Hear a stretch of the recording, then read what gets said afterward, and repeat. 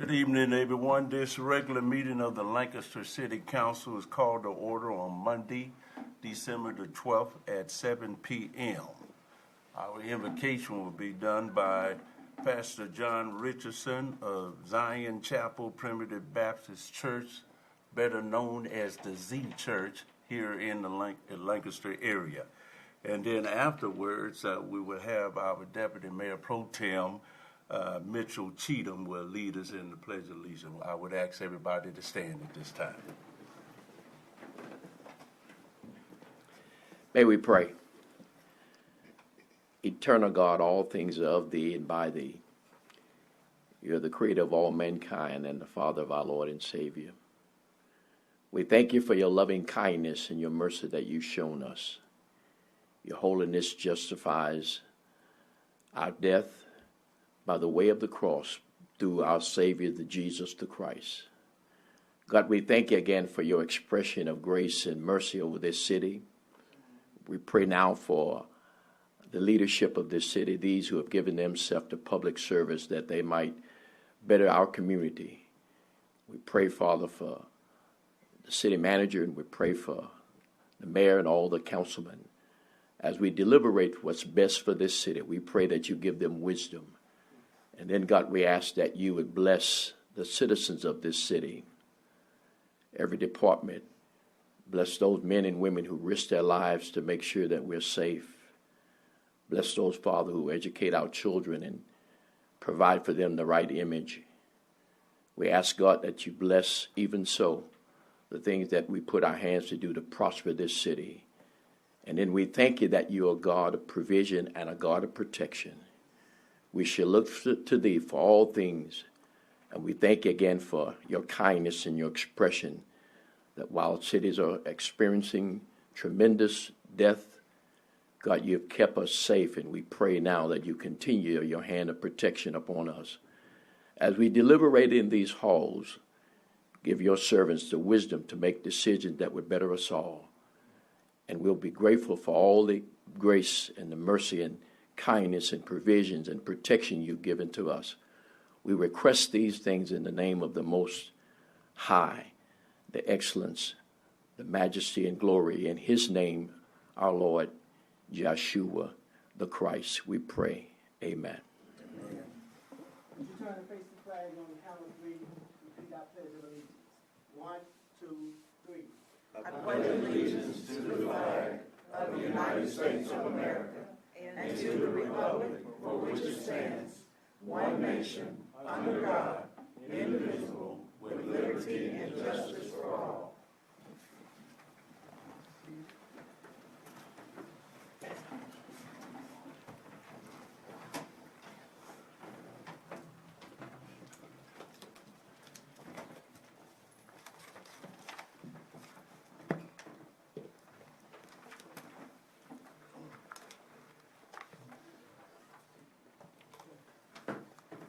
This time, we're up to our citizens and testimony comments. Citizens who have pre-registered by submitting the appropriate request to speak card to the city secretary before the call to order will be allowed to speak on any matter for a length of time not to exceed 3 minutes. No council action or discussion may take place on the matter until such matter has been placed on an agenda and posted in accordance with the law.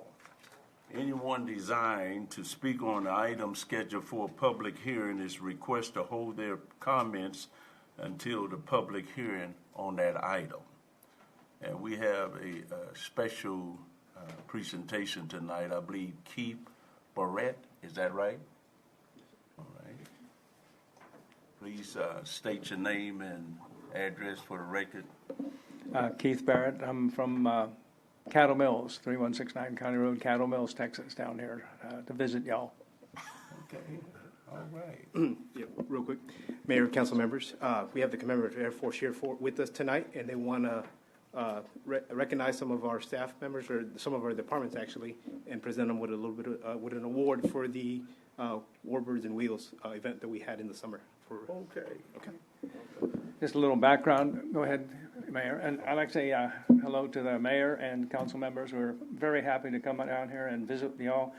A little background, the Commemorative Air Force was started in the late 50s. We've been at your airport since 1987 and meet there every week.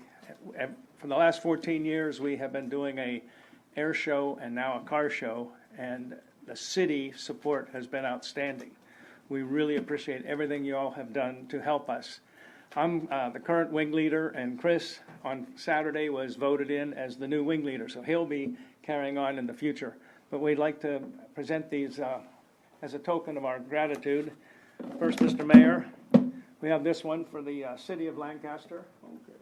It's we appreciate everything you do, and you have a great group of people that work for you, and I can't say enough about the support we get from them. But thank you very much. Appreciate that.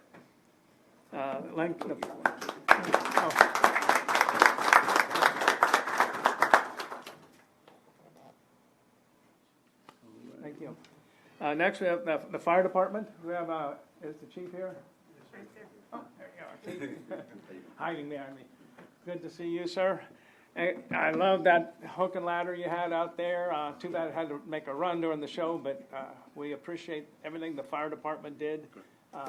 You're always there for us, and luckily we haven't had to use you. Well, thank you very much.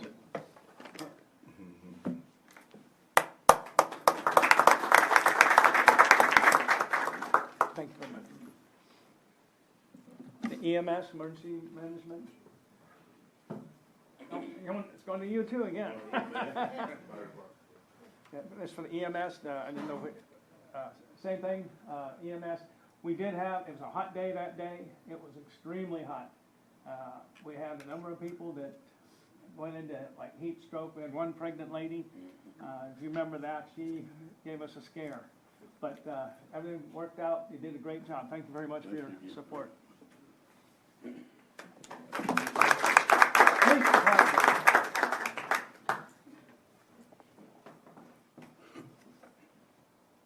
And thanks to the police, I wish I could run on the segways like you guys do. Looks like a lot of fun. It is but fun. We appreciate all the help you gave us and keeping us safe. We are always supporting the police department. Did you get a picture? Yeah. One more. Thank you. Thank you. Thank you, everybody. We appreciate this. And Chris will be taking over next year. Let him make a statement. Yeah, we look very forward to working with the city again in 2023. The event that we did together this past September was a record. We had over 2,000 people from Lancaster and the surrounding area come. And so we look forward to building on that. As we all know, because of COVID, unfortunately, community has always mattered, but it matters more than ever before. And so we're ready to work with the city and put our assets, our vintage aircraft to work to help build the sense of community in Lancaster. So thank you very much. Well, we certainly appreciate your partnership and all that you do here in the city of Lancaster. We don't take it lightly. Again, thank you for the awards as well. Yes, sir. Thank you very much. All right.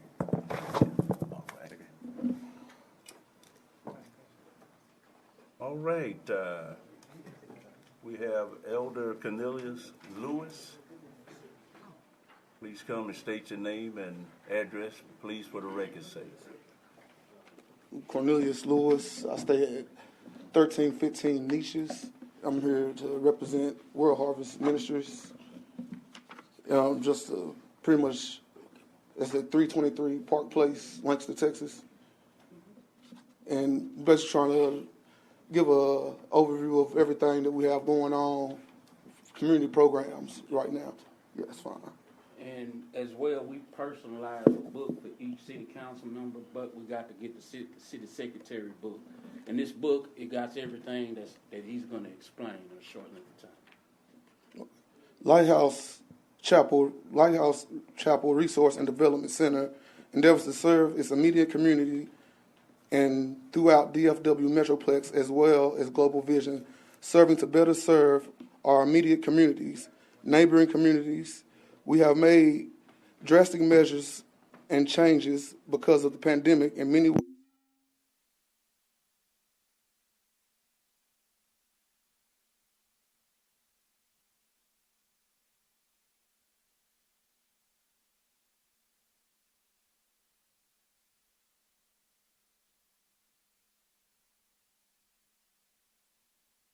laws that govern us as a free society. We will implement plans to develop strategies to provide resources that will help strengthen the fabric of our nation. In an effort to strengthen and rebuild the fabric of our nation, focusing on building family structure and values, and we will engage every opportunity to serve our areas in according to and concepts that outlined in this vision cast. We have the Source Harvest Food Pantry, which no ID is required. We can come any day of the week, Monday through Sunday, if you in need of food. We're partnered with North Texas Food Bank. We're direct partners with them, with the Department of Agriculture and the TDA, to distribute a senior food box program called CSFP, Community Supplemental Food Program, locally known as PAN, People and Nutrition. All eligible participants can receive a prepackaged box of non-perishables once a month, provided by the United States Agricultural Department, USDA. We also have NA program, Narcotics Anonymous, which is every Wednesday at 7 at that same location, 323 Park Place, Lancaster, Texas. West Park Place, I'm sorry. And what Narcotics Anonymous program, NA is a nonprofit fellowship or society of men and women from whom drugs have become a major problem. We are recovering addicts who meet regularly to help each other to stay clean. We have the World Harvest Ministerial Alliance. In the mission statement, the overall mission of World Harvest Ministerial Alliance is to concept like spirited ministers together to spread the gospel of Jesus Christ. It is also our goal to create a positive atmosphere of camaraderie, fellowship, and unity among pastors. Finally, we want to make our resources available to all fellowship members and to share what God has given us in order to help facilitate the destiny of each other member. World Harvest Council of Government Ministerial Alliance Matters of Direction, and I'll make sure we cover the main stuff. Well, we have a World Harvest Foundation Fund. World Harvest Foundation Fund is established under World Harvest Council of Government and Alliance. The purpose of this fund is to benefit African Americans and other students of color who are pursuing or furthering their research or studies into advanced technologies. We supply and support scholarships and grants to individual students, youth organizations, programs, technology schools, and training programs that focus on advanced technology in the 3D technology, blockchain space, and chips and robotics. Applicants, we accept applicants from individual groups, schools, programs. Mr. Lewis. I'm sorry. Oh, that's all right. That's that preacher in you. And, I try to cover as much as I can. Yeah, I know.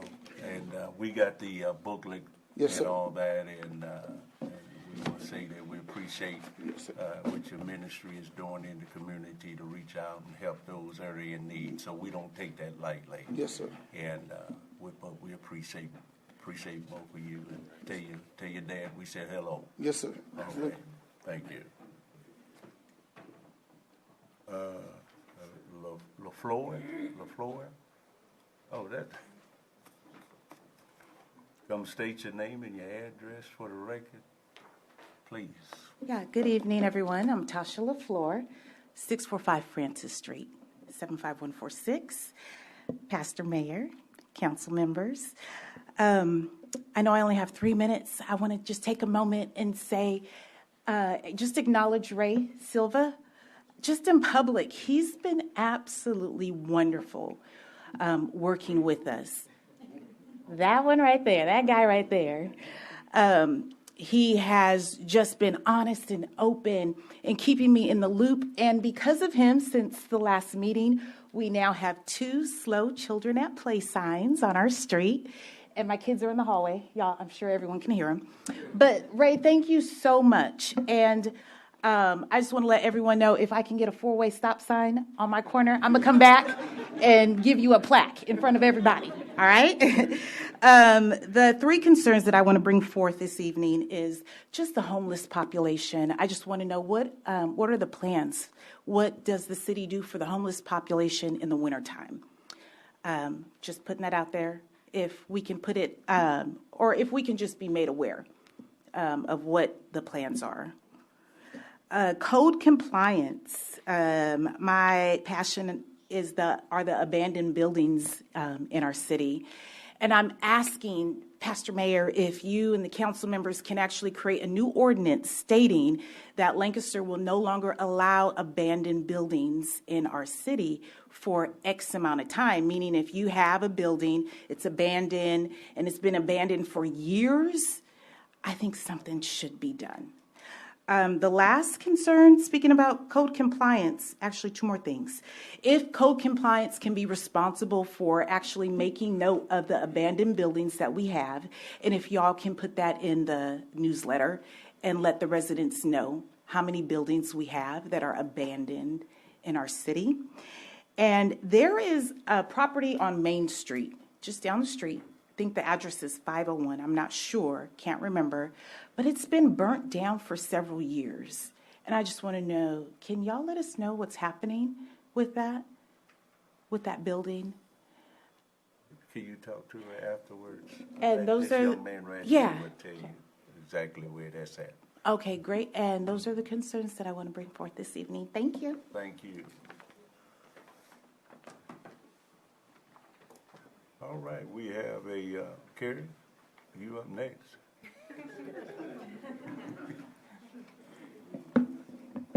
Carrie Neal, state your name and your address for the record.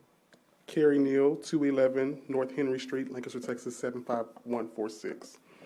Good evening, Mayor, City Council.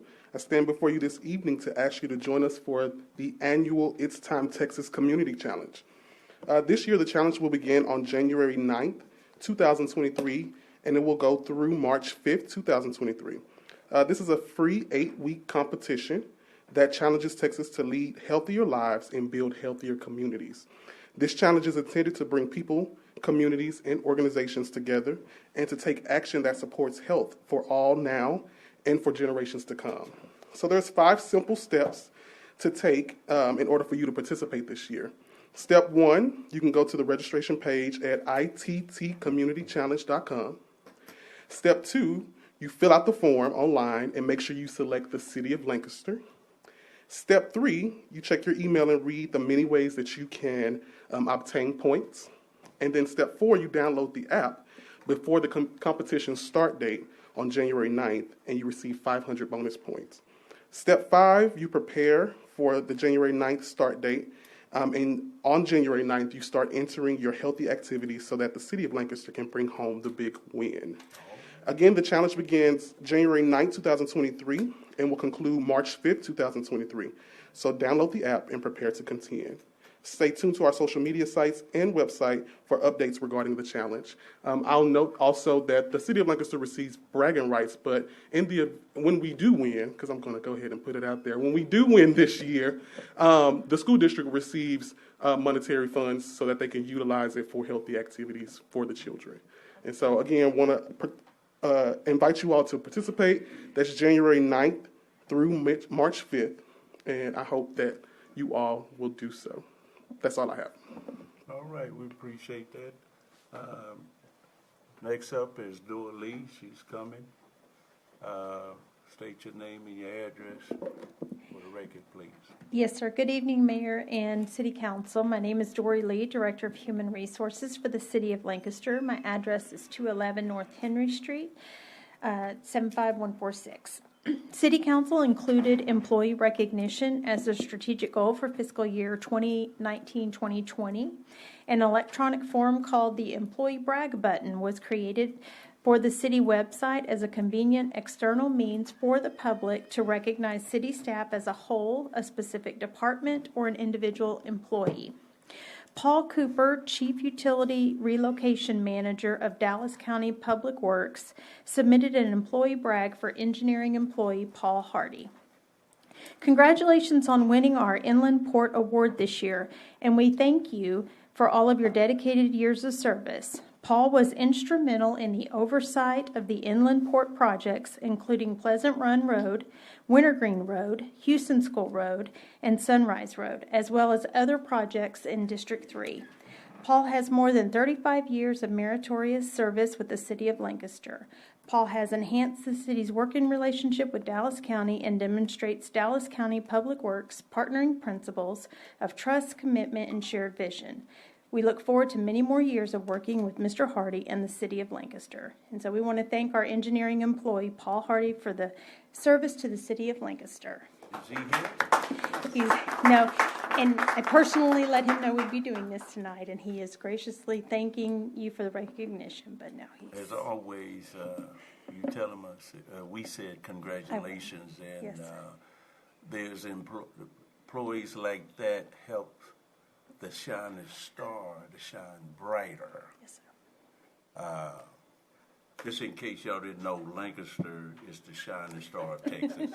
All right. And so when you have employees like that and brag rights as such as tonight, that is a plus. Yes. So I will we pass that compliment along him. to you. Thank you. Yes, thank you. All right, council, that leads us up to our consent agenda. These items listed under the consent agenda are considered routine and are generally enacted in one motion with the exception that one or more items may be pulled for additional discussion. In action, I'll ask our City Secretary, Ms. Arenas, to read these into the record. C1, consider approval of minutes from the City Council special meeting held on November 7th, 2022. C2, consider a resolution approving terms and conditions of an agreement with Paramount Multifamily Roofing, Inc. through an interlocal agreement with the Interlocal Purchasing System, TIPS, in amount not to exceed $82,500. C3, consider amending the Code of Ordinance, Chapter 10, Article 10.4, Fire Code. All right, council, you heard the consent agenda. What's your desire? Mayor, I make a motion to approve the consent agenda items 1, 2, and 3 with the notations provided to us at the dais for item number to be included in item number 3. Okay. There was a second? A second. All right, we have a problem with our electronic device, so we would ask you all in favor to approve the consent agenda to say aye. Aye. Aye. Those who oppose say no. Those who abstain say abstain. All right, it carries. Council, on action item number 4, the applicant has requested to pull it, and we will now move to public hearing item number 5. Conduct a public hearing and consider a request to establish a neighborhood preservation overlay on 79.44 acres. The properties are located west of the intersection of Blue Grove Road and Enchanted Lane. The properties are within the Enchanted Forest Edition in the city of Lancaster, Dallas County, Texas. City Manager. Yes, Mayor and members of council, the item before you this evening is to conduct a public hearing and consider a request for a neighborhood preservation overlay on 79.44 acres. The Lancaster Development Code under section 14.506C stipulates that, that was adopted in 2006, stipulates that for protecting and preservation of historical areas or other areas of the city that have significant overall character and identity, that don't necessarily meet guidelines or guides for historic preservation, creates an opportunity for a neighborhood to establish a preservation overlay district. Council, you'll note that the Enchanted Forest subdivision was established by plat in August of 1963. And in May of this year, 66 residents within the Enchanted Forest subdivision submitted petitions requesting the City Council to consider implementing a neighborhood preservation overlay in their community for the purpose of protecting and the character that has been established in that neighborhood. There are currently 12 vacant lots that are eligible for development within the Enchanted Forest area. There are some lots within that subdivision that are lots that are owned by the city. However, they were lots that were purchased through the HMGP grant following the 2004 floods, and those lots are to remain green space within the subdivision. So with the 12 vacant lots, the residents want to preserve that character. Under the LDC, it requires 55% of owners' land as well as 51% of property owners within the overlay district to submit that. As of today, we have, again, the 66 petitions in support of it that are in the packet. Notices were mailed out to the property owners within the area. 12 notices were returned in support, and 3 notices were returned in opposition. The neighborhood has a presentation. I believe that the person that headed up this committee for the neighborhood is present to provide a presentation to the city council about the desires of the neighborhood for their MPO.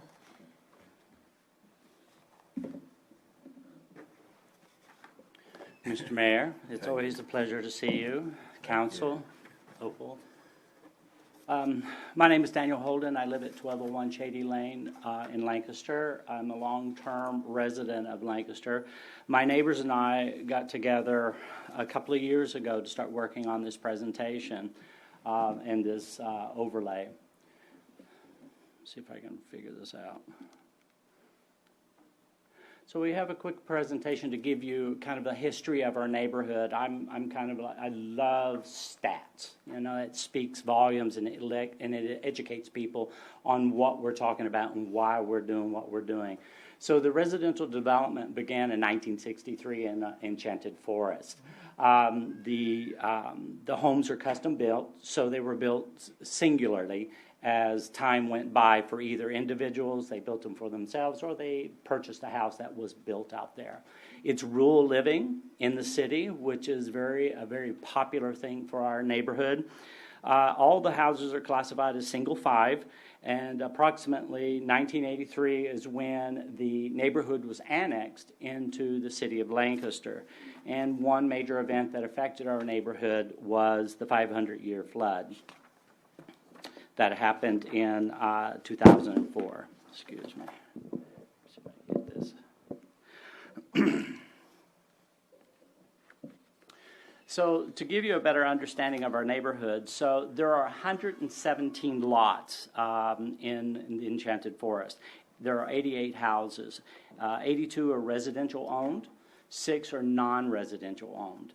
So 3 of those 6 are privately owned, 2 are corporate, and 1 is a group home. 15 homes are on the north side, which is in District 2, and 73 homes are on the south side, which is District 1. The neighborhood layout continues with 29 vacant lots. Now, 9 are owned by residents, 3 are owned by non-residents, 17 are, as the city manager stated, are owned by the city of Lancaster. The types of home. This is very important to a lot of the residents that currently live in Enchanted Forest. They're quality custom-built homes. The average design is single family, level. 3 bedrooms, 2 baths, 1 kitchen, a living room, approximately 1,900 square feet each, and they're 80 to 100% brick exterior. Now, this is the norm. There are exceptions. We do have 2-story buildings. We have some that are all wood, but as a rule, most of them are 80 to 100% brick. Now, they're 2-car garage, and they have pitched roofs. Photos speak loud. It gives you a very clear indication of what types of houses. So these are some of the types of houses that we have in our neighborhood. They're very nice. They're very well laid out. Most of the lots in our area are about 1/4 to 1/2 an acre of land. The houses sit back. They have very nice, lush front lawns and large backyards. Statistically speaking, most of the houses were built from 1963 to the mid-'80s. We've had some building in our area after that, but that's when the majority of them were built.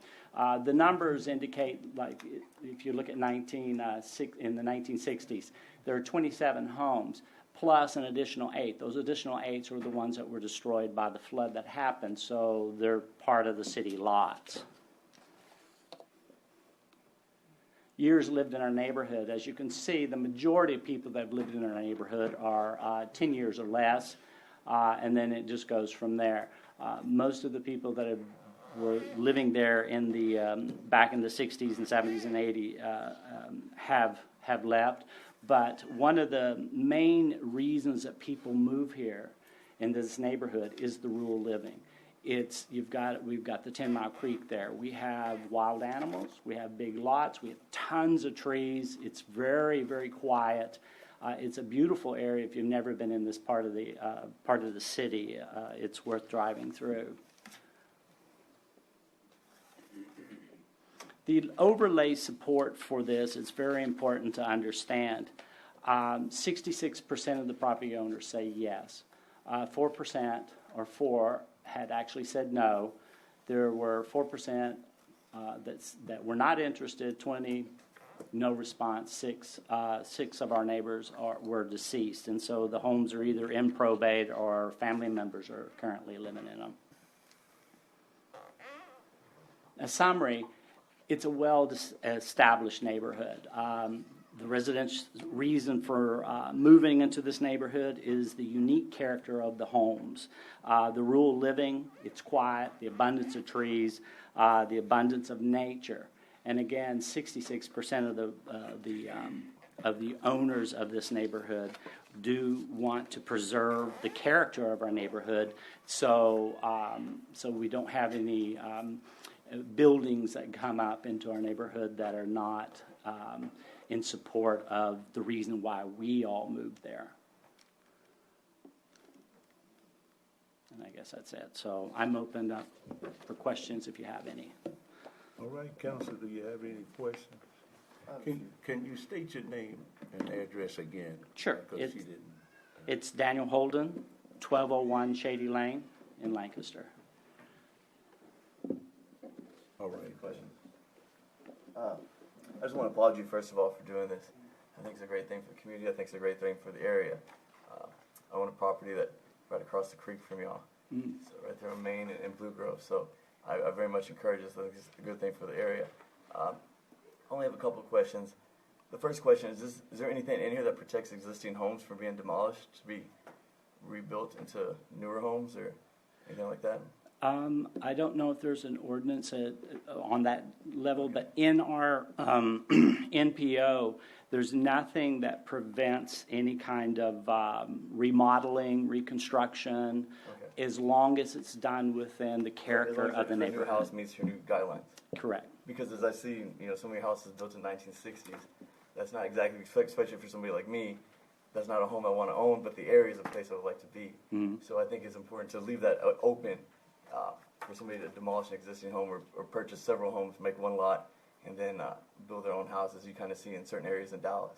I think that's an important thing to keep. So I just want to make sure that's not prevented with this overlay. Sir, under page 7 of the attached document, the residential design, the guidelines for under which somebody could rebuild would be these standards. Okay, so there's nothing protecting the existing homes from being demoed? No, they could. I just want to if make they sure rebuild, they would have to rebuild. Right, no, I get that. That's fine.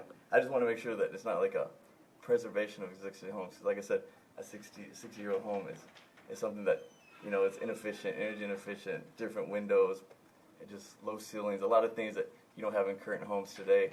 So I just think that's an opportunity for y'all to even increase the neighborhood even more, which I think is what your goal is. Second of all, as I look at your guidelines, I think they're all pretty good. The only thing I would make a suggestion, this is completely up to you if you want to do it, is increase the square footage to preserve the neighborhood even more. I think, as I see in my experience, larger homes are a little bit more,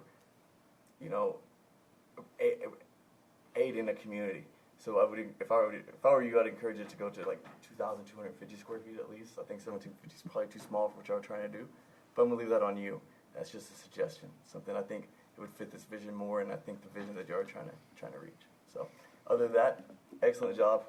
Thank you. I think you're doing a great thing for the community, and police, everybody that's been a part of this, kudos. So thank you very much. Thank you. Righty. Go ahead. I would like to commend you. Thank you. Also, the residents that actually live in that area. It is one of the most beautiful areas there is in Lancaster. The reason that I was concerned at first, I was thinking about what actually took place as far as the flooding during that time. But then here recently, I've actually drawn through there, and it's just beautiful. And to be able to, I thought about the stabilization of just a neighborhood. I think that's not only a unique idea, but it's where a lot of cities are going to, in order to protect and to maintain the beauty or the quality of states of neighborhoods. So I do want to commend. Thank you. All right. Anyone else? Yeah, I would like to say a few words here, please. Mr. Holden, I commend you too as well. I applaud your patience, your due diligence, okay, in this. I know that there was cooperation, and I applaud staff with cooperating with your connectivity and interactions with them to produce a quality product for that area. So I think it's a win for that community in that area of Enchanted Forest. And once again, thank you for all of your time and efforts and volunteerism into this. And I thank the residents too. I see a couple of them in the audience here too for some support. I applaud and appreciate their efforts too as well for your support.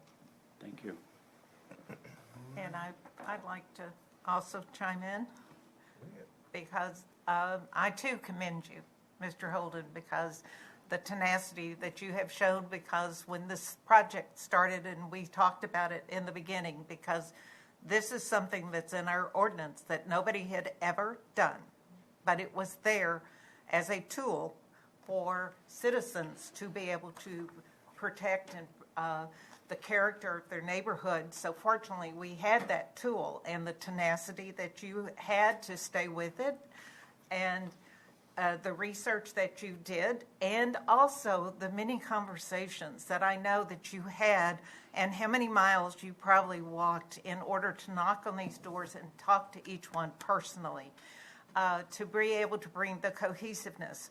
And with you bringing this forward and bringing the citizens together in your neighborhood also creates a template for other neighborhoods who may fear that they are going to be challenged on losing their character, and that this can be worked as a template for other citizens. And you didn't go into Creekwood because it would have been another area. You stayed within your defined area, and I commend you for that.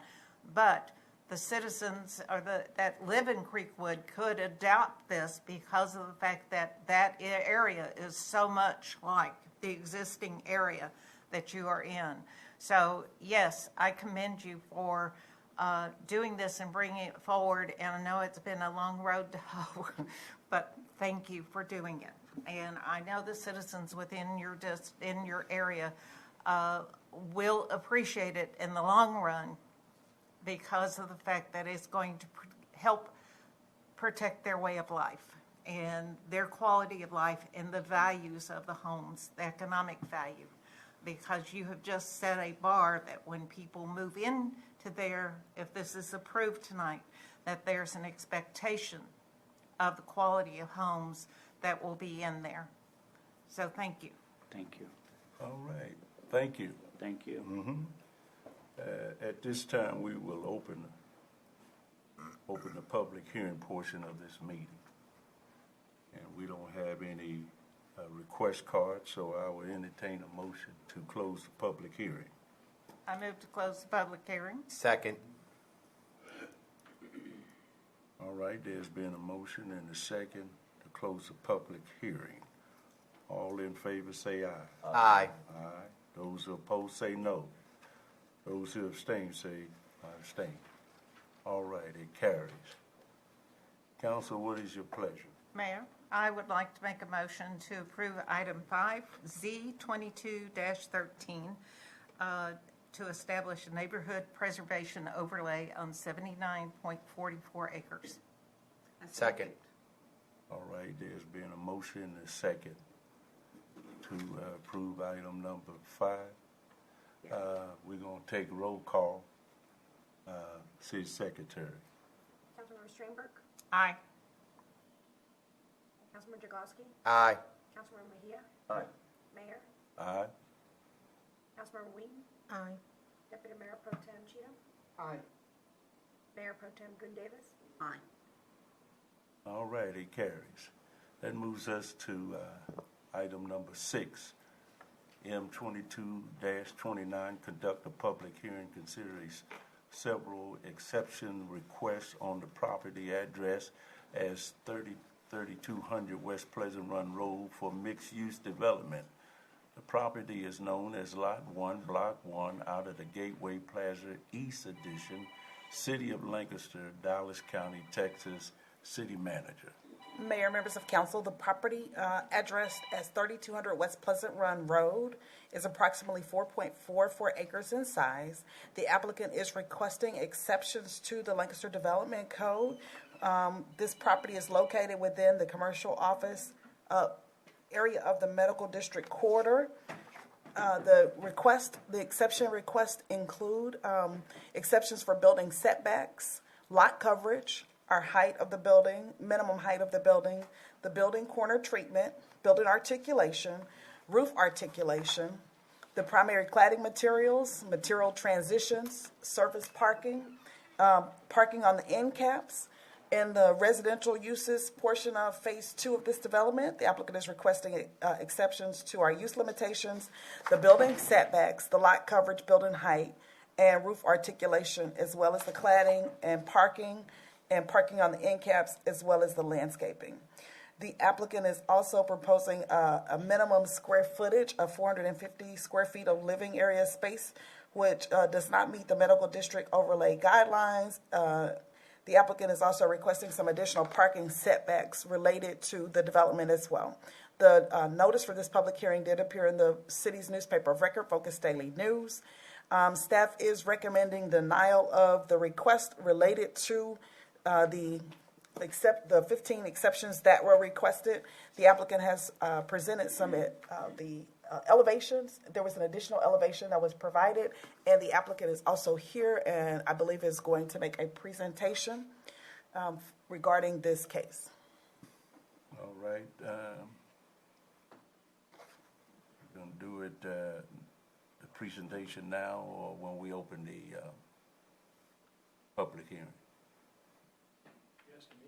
Yes. Okay, whenever you tell me. All right. Well, let me, at this time, Council, do you have any questions first? All right. At this time, we will open the public hearing portion of the meeting. Mr. Marty Anderson, please come down and state your name and address for the record, please. Thank you, Mayor and Council. My name is Monty Anderson. I'm at 100 South Main Street in Duncanville, Texas. Which one of these works? There you go. I'm born and raised in southern Dallas County my whole life, and I've spent my whole life working to rebuild and retrofit mostly neighborhoods and buildings that nobody really wants, such as the Texas Theater and the Belmont Hotel. You know, you see downtown Duncanville, things in Thorntree Country Club. I finished Thorntree Country Club.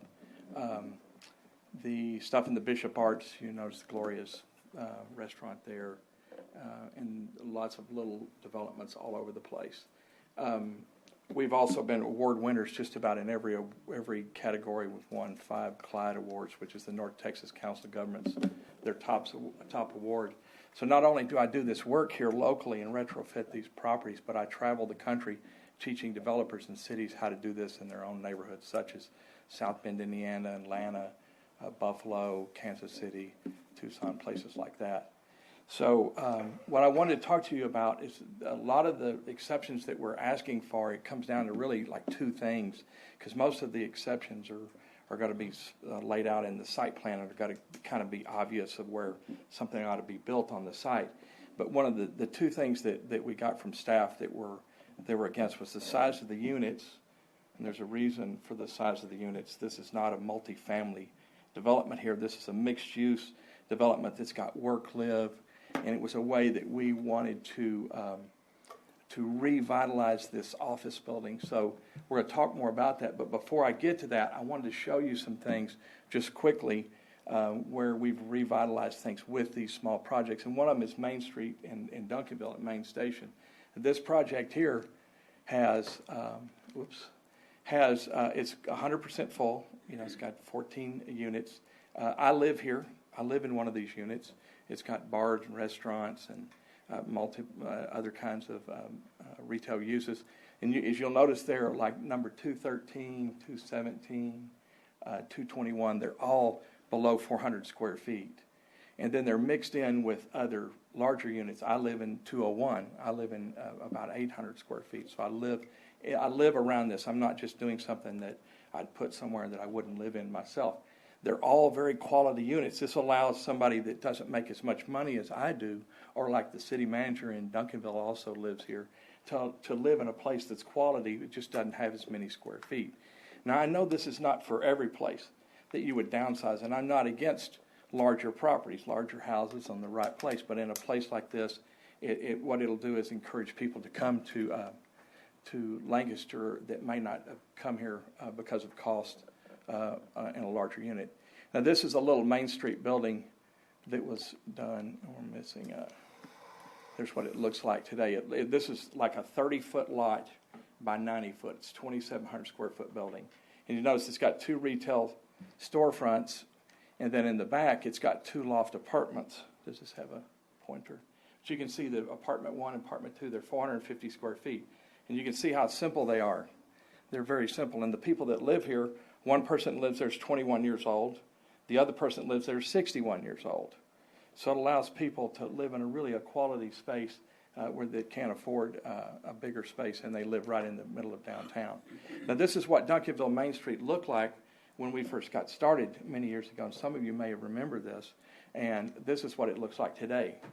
And I am the only developer who's worked in Duncanville, in downtown Duncanville. There's not another developer that's worked there, just me. And so Wheatland Plaza last week, this is a newest project in Duncanville. It's a big strip shopping center there. It's pretty ugly, and it had an old Minyards there, similar to some of your shopping centers that were Minyards left, and it's just run down. And so we're putting a building in the middle of the parking lot.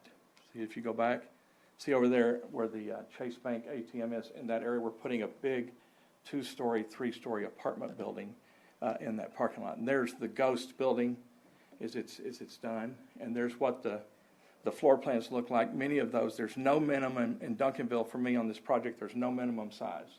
I can do as small as I want. So I'm mixing them though, because I don't believe in doing it, all the same way all the time. This is what it's going to look like in the parking lot when it's done. And so, and then up in Dallas, in Carolyn Arnold's district up there was an old school. This is a 2-story school with work-live on the 2nd floor. We restored this during COVID. These are studios. These are retail, restaurant, office, and studios. And as you see here, the work-live units start at 269 square feet. And it really allows for people that can, and the retail spaces are this way too. So where somebody can only afford $750 a month, if I built big spaces, they couldn't come here. So the local community couldn't be in business in this location, in most of these locations. And certainly many people couldn't live here in a high rent district like in Bishop Arts. When you go to Bishop Arts, you've got minimum starting apartments at $1,400 a month, and these will start at like $700. So in this building, you all know the building, and what when COVID hit, and even before that, offices were people were leaving. The office tenants were leaving this building, and they were leaving in multiple floors. And so we had to figure out what we're going to do with this. The windows are peeling. It doesn't look good. The parking lot doesn't look good in the front. So we wanted to do something that would give it some life. And so here's the site, and it goes back all the way to the green belt behind it too. There's a big piece of land that we have back there. So what we wanted to do is activate the site. So one of the first things we did inside the building, we had to figure out what we were going to do to make the building relevant again. And it amounted to taking big floor plates that nobody wanted and cutting them up into small offices. And now today, the building went like 50% occupancy right before COVID. And today it's 100% occupied because of this one thing that we did in making the spaces smaller. And this is what we want to do with the site. And we looked at the site when America's Credit Union renewed their lease. Part of what they wanted was an ATM in the parking lot. And instead of just putting an ATM sticking out in the parking lot, we decided that we would try to put two little restaurant kiosks and a little park area out in the front parking lot. And not only did we do that, the building, you'll see the building, the stripes around the building, that's redoing the glass that's failing. And it's about $450,000 to redo that glass. That's part of this. That's part of this remodel. And in the back, you can see in the back part, you can see the work-live units. There's what we're doing with the glass. Just a quick, you don't want to go into those details, but it's a lot of work. We have to take the glass apart and put it back together. We're not just going to put a sticker over it or paint the glass like some people do, and those look really bad. If you've seen some of those buildings, they look really bad, and we're not going to do that. Whoops. Okay, and so there's just that elevation. So here's looking down on the site, and the reason for the setbacks is you notice Pleasant Run's on the right-hand side in that side street. I can't remember what's the name of that street. Rolling Hills. Rolling Hills, okay.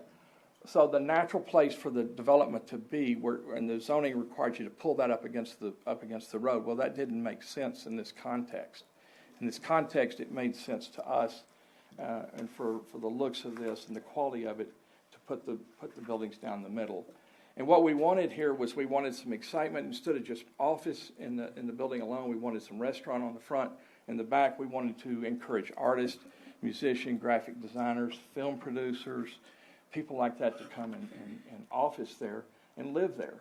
And so we thought it would make the office building look a lot better if it had that edge to it with these kind of tenants. So there's just some more examples of it. There's what it'll look like on Pleasant Run Road coming in. You'll see the outdoor dining with the kiosks are not indoor dining. They're for pickup and for eating outside, and a lot of landscaping, and making the building, soften it to the street. Again, you'll see we'll spend about $800 a square foot on these two little buildings in the front. $800. We're not asking for anything. We're not asking to do anything cheap. There's just another view of it. There's the back. Here's the buildings in the back. If you'll notice, there's 1 and 2 stories. Some of them are for office and retail studios. They're smaller spaces. And then you'll notice the materials on the building the orange is a steel material, and the silver is a corrugated metal material. And I didn't know we had a problem with the material such as it says in the report. I didn't realize that. But I can tell you right now what we do to take that off the table is all the corrugated, we can do that in brick. So all the corrugated can be done in brick, and we can still use the brown metal and the glass, and we can do that in a second. And I brought my architect with me tonight in case we needed to talk more about that. So we can just take that off the table. Now, I'd rather do it like this, but if you don't want it, we can do it the other way. So there's what they look like, what you'll see. So there's steel window systems, corrugated metal cladding, and the steel cladding. That's like thick metal. That's like some really thick metal that we use. And these are the kind of projects. These are kind of projects that. And I have another slide, and I apologize because last night I only found out I was going to be here last night, Sunday night, tonight. So I have some other examples of buildings. Expensive buildings. These are not cheap buildings. Expensive buildings all throughout Austin, the Hill Country, and around the country that are done just like this. And so I do have those if we wanted to look at them. But if I sent the email to who did we? Does she have that? Yeah, I think you should have it, correct? The motion. I don't. You need to come straight to me. Oh, okay. Yeah, is that the And one so- slide? Is that that one slide? That was elevation slide. Okay. We have Can I the look? elevation slide that you sent. Is that it? The elevations, we have, the elevations, you have those too. But this is the elevation right here you see on the north side, that's it. That's what you see, you're looking at, and there's the elevations that we were missing, but that's the north and the south elevations. Slide we had. We got those today. So the two items that staff had told me that the reason they were recommended denial were the size of the units and the building materials. The size of the units, if you think about this, I get people from Lancaster all the time that are moving into Duncanville, into DeSoto, into my Oak Cliff properties. And they're moving there, you know why they're moving there? Because they don't have the product that I'm suggesting we build here. So they're moving into other areas. And what I would like to do is build something here that's really special and it's affordable enough that people can move here. These studios. This is not an apartment community. These are studios in the back with some living mixed in, and they're probably not something that somebody would live in maybe forever. See, it'd be an artist that might move in, stay here, and have a unit, a flat, and then maybe a unit to work out of too. So, with that, I'm glad to answer any questions. I'm sorry, the long list that you've got before you, I mean, that's because of the overlay district. Otherwise, if this would have been in the old highway commercial zoning before you did the overlay district, the medical overlay district, this would have fit in a lot easier than it is with the overlay district. That's the reason, because the overlay district's telling us to put the buildings up real close to the road and a lot of those things. So it has a lot of peculiarities, the reason we have to have so many requests here. Mr. Anderson, I have Do you have any questions for Mr. Anderson? Mr. Anderson, yes. Good evening. Thanks for being here. I do have a question. Can you go back to the slide with the product that's in the back of the building? Just got to take it back to the presentation. Hold on. One more, please. That one, right? There. Yes, Okay. yes, sir.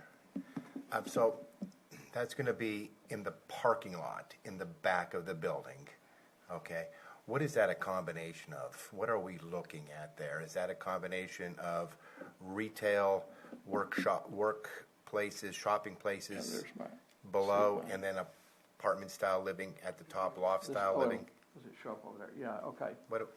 So this right here, see these are two little studios, retail or office studios here. There's two there and two there. And here there's 1, 2, down 3, 4, 1, 2, down 3, 4. They're all the same. They're S units. Okay. These what we're asking for is retail and office. These would be living units, and this would be retail and office. So they're mixed. So it is mixed. So they're mixed in between. So would you be open for some mixture of diversity for square footage? I think it was in a presentation there for 450 square foot. But then I was looking at something prior, and you had a mixture of under 400 square feet all the way up to 850. Does that include those dimensions? Will that product include those dimensions for a mixture of sizes, or are they just all 450 square foot size living? The way I'm proposing it is all 450 square foot sizes, and the reason being is all around this you already have apartments that are different sizes, and you have residential units that are everywhere around here. You don't have this, and there's not very many. Keep in mind, there's only like 20. I believe there's 24 of those units. There's not, it's not like we're putting in 250 apartment units. Right. But ultimately, here's what's going to happen. Ultimately, either the numbers work and I can build it, or the numbers don't work. And here's the way that happens. A 450 square foot unit, I have to get $2 a square foot for. Okay, a 600 square foot unit, I have to get $2 a square foot for. And so, if I have a studio or a retail space that I can rent for $950, locally. And that's not cheap, by the way. $2 a square foot is up on the higher end. It's not in the low end. Then I can get people to come here or get people to stay here. And so, this is very carefully, I've carefully calculated this to something that actually will work. I can actually get enough rent, and I can afford to spend the money that I need to on this to give you a quality project. If you do bigger units, typically what happens, they get a lesser quality project. Now, that's not the case in houses or things all the time, but where you have a city that has a really good mixture, it makes for good business. Yeah, our the council's vision, at least for me as well, is for larger style homes. Okay. However, that's the focus, but I don't want to leave behind, another area as well. I'm very impressed with your presentation. I'm very impressed with the product. I-35 in Pleasant Run is one of our major gateways, or the major gateway into this community, and that's the focus on our I-35 corridor overlay that we have been, this council's been engaged with and focused on. My concern, I'm going to share with you, is the building material product of the building material for the site of the buildings, what it's made out of, okay? And you covered that. We can take that off the table. We can just, right now we can. And you covered that. And then I had, as well, is to see how it was with the mixture of size, okay? I have a concern with that for the size. Mayor and Council, I do want to note that we did attempt to work with the developer to do a development agreement to address your concerns, and that was rejected up as late as Friday evening, and the city attorney can speak to that as well. We did spend a lot of time going back and forth on the building materials, and putting brick in phase 1 and 2 was rejected. No, the phase 1 has brick. Phase 1 is brick. Phase 1 is brick, and we never had, I don't want to be argumentative, okay? I'm just saying that we don't have anything, we didn't talk about that. Everything was talked about in the development agreement with the attorneys was all about, that our paragraph 14, which has been a very... Mayor and Council, good evening. There was a development agreement being contemplated, and the applicant's correct. At first, the conversation was on paragraph 14. We thought we had that all hammered out. What then became evident late on Friday is that the staff had not received elevations for the entire project, I guess for phase 2. And in fact, I believe those were drafted this weekend and they were just received. So as far as setting a mix of types, that was not discussed. That wasn't, but that could be a component to a development agreement. The materials were discussed, but again, those elevations, I believe, just came to the city today. From a drafting viewpoint, if council does want to move forward with this exception, I guess one thing just for clarity for myself, there's the materials that were in your packet, I believe, were frozen as of Friday. Is that correct? So there was other materials that are received by staff today, including, my understanding is some of them are options, options A, B, and C for materials on part of it. So if council is going to move forward with an ordinance, if we could just have that clarified, which of those, and again, we can't specify building materials in an ordinance. Understood. Yeah, understood. But the developer's agreement would then, that a developer's agreement would take care of that, or a formal development agreement that's signed by both parties would, the developer agreeing orally before you, and an ordinance would not. So. Right. Any other questions? Mr. Monty, good to see you again. I think you're the right person for the project. I think you got a great development. I think you got a great idea. The only thing I need to move forward, though, are going to be a signed document or a signed development agreement, and I can't support any 450 square foot living space in the city of Lancaster. That's not what our community wants. That's not a desire. We have a lot of smaller units. We're looking for larger units for our citizens. We're looking for a little bit higher end luxury, something like what you proposed, but a larger square footage. So what do if you you can correct those propose? two things, and I'd say a development agreement, this could be something I could get behind. But until then, it's not something I can support. So what do you propose? What size do you propose? Nothing less than 1,000 square feet. That's bigger than your current ordinance has. I agree, but that's what Yeah, it wouldn't work. We I couldn't do it. understand. Anyone else have any questions? All right, thank you. So Oh, you had- Mr. Anderson? Huh? Carol had a question. Okay, I'm sorry? I didn't. Did you have a question or comment? Yes. Okay, come on. So from a standpoint on the material, we have to remind ourselves that we didn't abide by our own ordinance with the safety building because we have metal on the siding there. I commend you for your innovation on this, and I understand the aspirational housing that you're looking at and innovative. I did want to ask,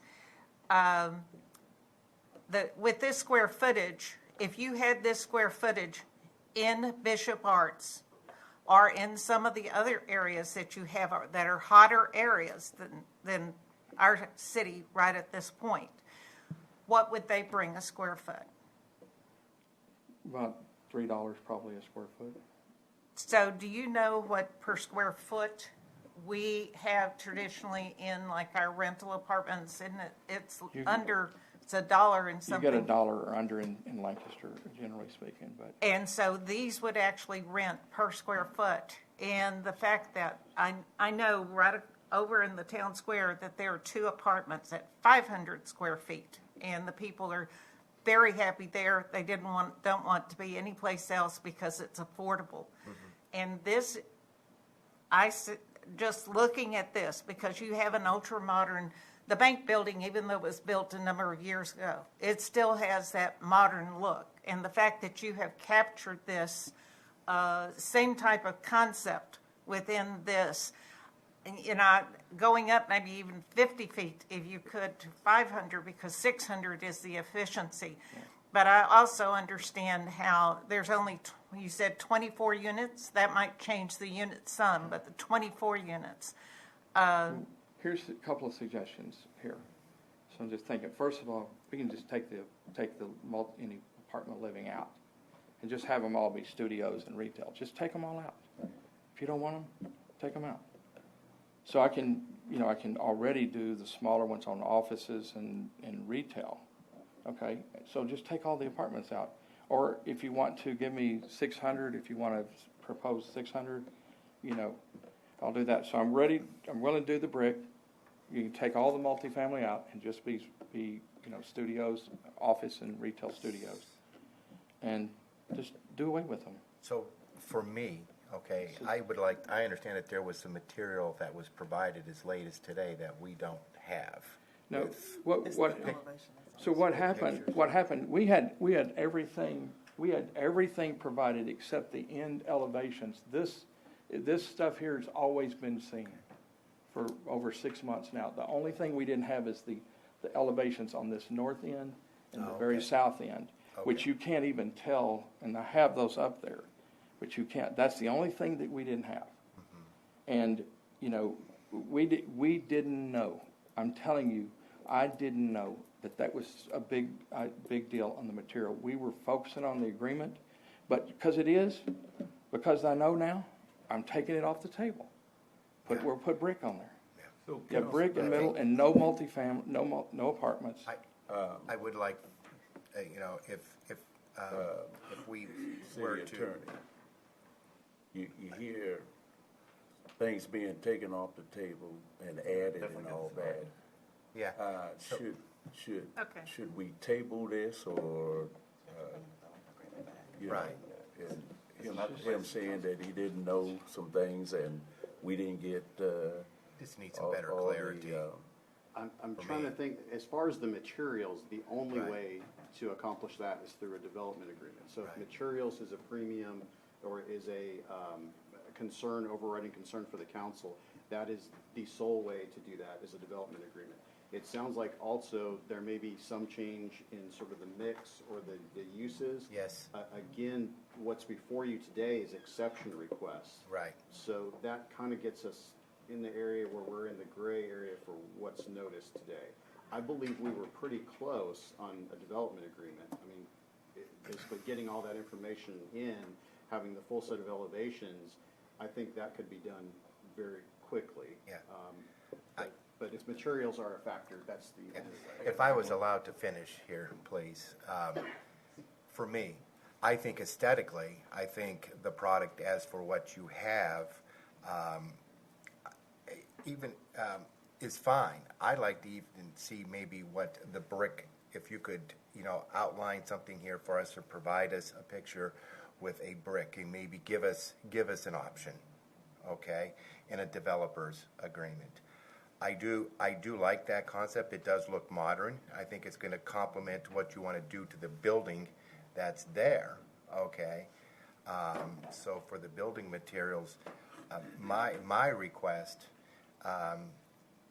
it would be to provide us an option, some options of the picture and pictures, and then some consideration for diversity, like I seen in one of your developments outside of the city, where you had 400, 600, 800. Okay, maybe a mixture or a blend to offer those residents interested in that area. That's my suggestion. Okay, that's my request to see. So if we were to table this, then it sounds like, David, to come back and then reach a developer's, or do we have to propose a developer's agreement now? We were very, I believe, close. It sounds right. The Developers Council and I think, worked very well together. Okay. But close doesn't have a signed development agreement, We so did not get- that close doesn't count, only in horseshoes and Right. hand grenades. Well, I'm saying we could do it quickly. Right. Yeah, I'm just saying, That's- close starting doesn't. from zero. Right. Right. If we don't have, we either have one signed or we don't. This time we do not. Okay. Right. No, I understand what you were saying there. If we could, gravitate toward that, so you could hear the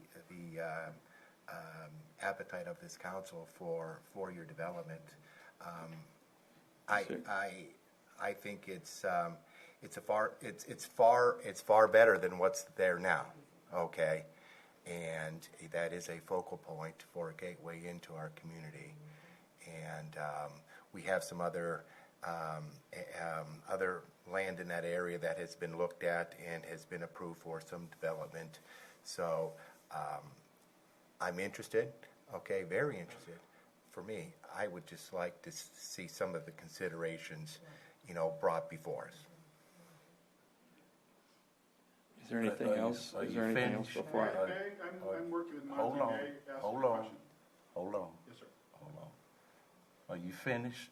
Yes, Okay. thank you. Anybody else have any Yeah, I have a few questions or comments. comments? Hold on. Go ahead. I'm aware of what you did in Duncanville and how that area is booming, and some of the other areas that I saw up on the screen. I appreciate that. But I just want to let you know how I'm feeling about this. This 450 is it's just not right. It's just not right. I don't know of anybody. When I saw this, I looked around my house and was like, 450. I can't, even I'm a married guy now, but as a single guy, 450 just wouldn't sit well with me. But I understand you said that you're very innovative, and I like some of the concepts that you have. You said you were willing to take the residential stuff out. Do I understand that? I'll just take them out. In fact, I can just not do the back at all. I can just do the front, just do the kiosk and just get the front looking good and just not do it at all. Well, yeah. So I can do, I got to do what work, it has to work. We can't otherwise get it financed or do it. So it's kind of the chicken and egg thing, we're trying to make it good. At the same time, we got to be able to finance it. Or we can't do it. And I understand that where Lancaster is right now, I just don't think we're quite ready for for this, again, we want quality residential. So that's what we're leaning on, and that's what but again, you came with the 450, and that was just a straight turnout for me. I don't think my constituents would go for that as well. But I think if you can go back and just tweak a couple of things and come back with something more, I want to work with you, but I think right now and the timing is just bad for us here in Lancaster for that. But if you can come up and let me see something that you're going to do with these other buildings, other spaces, then I could possibly get behind it. What do you mean by that? Because the other spaces were going to be used for studios, office, not living. They're going to be office and retail. And what would be the square footage of those? Well, we have small spaces in the building, as little as 200 square feet and up in the building. So they're going to be. Do you want to dictate what size spaces I rent? No, I just office? want to hear. Well, what I want to do is put something in here that'll work. Okay, I don't want to put something in here, and I know I can tell you this, that retail and office, you know what size office is anymore? It's this size. We don't need office like we used to. Right. And so if you don't want me to put the residential in there to have the small apartments, the rest of them would be like that, in that same range. They could either be 450 or 900, or 450 or 900. I can put two together, or I can take them apart. But that's what we already have in the building. The reason the building is filled up is because I have a whole bunch of small spaces in there now. We have small local entrepreneurs in the building. So you're going to, no other place do you regulate the size of retail and office. Are you telling me you want to do that here?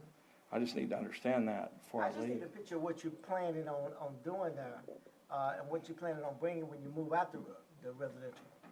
The same, it'll look exactly the same.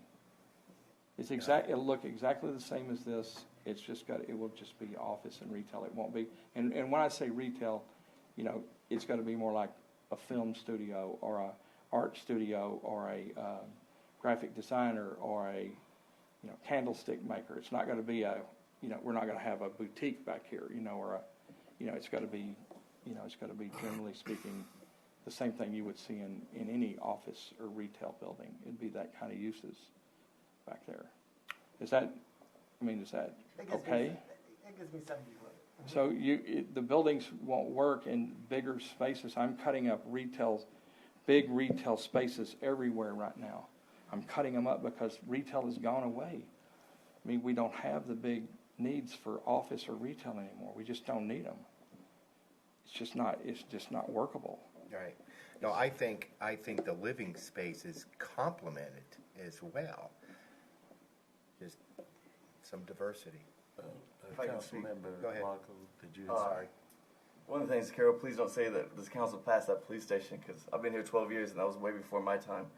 And one of the things I absolutely hate is when government does something that they won't allow another developer to do. And if somebody were to come even today, and try to do that police station, the way it's built, it would not get approved because it doesn't meet our development guidelines. And the fact that the council back then broke their own development guidelines to build that is something that it still bothers me. Two, one of the biggest mistakes that we can make is compare ourselves to other communities and other ways they do things. We're Lancaster, and we've been successful for the last 12 years because we know we're Lancaster now. We know who we are. We know what we want. Can't compare us to Bishop Arts or New York City or downtown Dallas. We're 100% Lancaster. Right now, there's cities right now that want to be Lancaster because they're trying to figure out what have we done to get light industrial to be the way that we got, to be one of the hottest sectors in the nation for that. Right now, they're trying to figure out what is Lancaster doing because they're getting so many data centers. Developers are coming over here, knocking on our doors. What can we do to develop data centers? So we got to realize who we are and what it takes for us to be successful. Not compare us to other communities because we are who we are. And here very shortly, we're gonna be the leaders, and everybody's gonna try to follow up what we're doing. So please don't compare us to other communities because that's something that bothers me. I want to work with you. I really do. I want this to be successful. And if you're willing to take out the apartments, we're that much closer. I think one of the things that I have that's giving me heartburn is the residential, especially at that square footage. So if you're saying 1,000 square feet is not doable, take it out. We're closer to making the deal for me.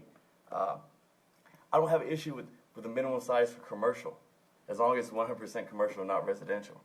If you're willing to do that, we're closer to making a deal. One other thing, you keep talking about studios.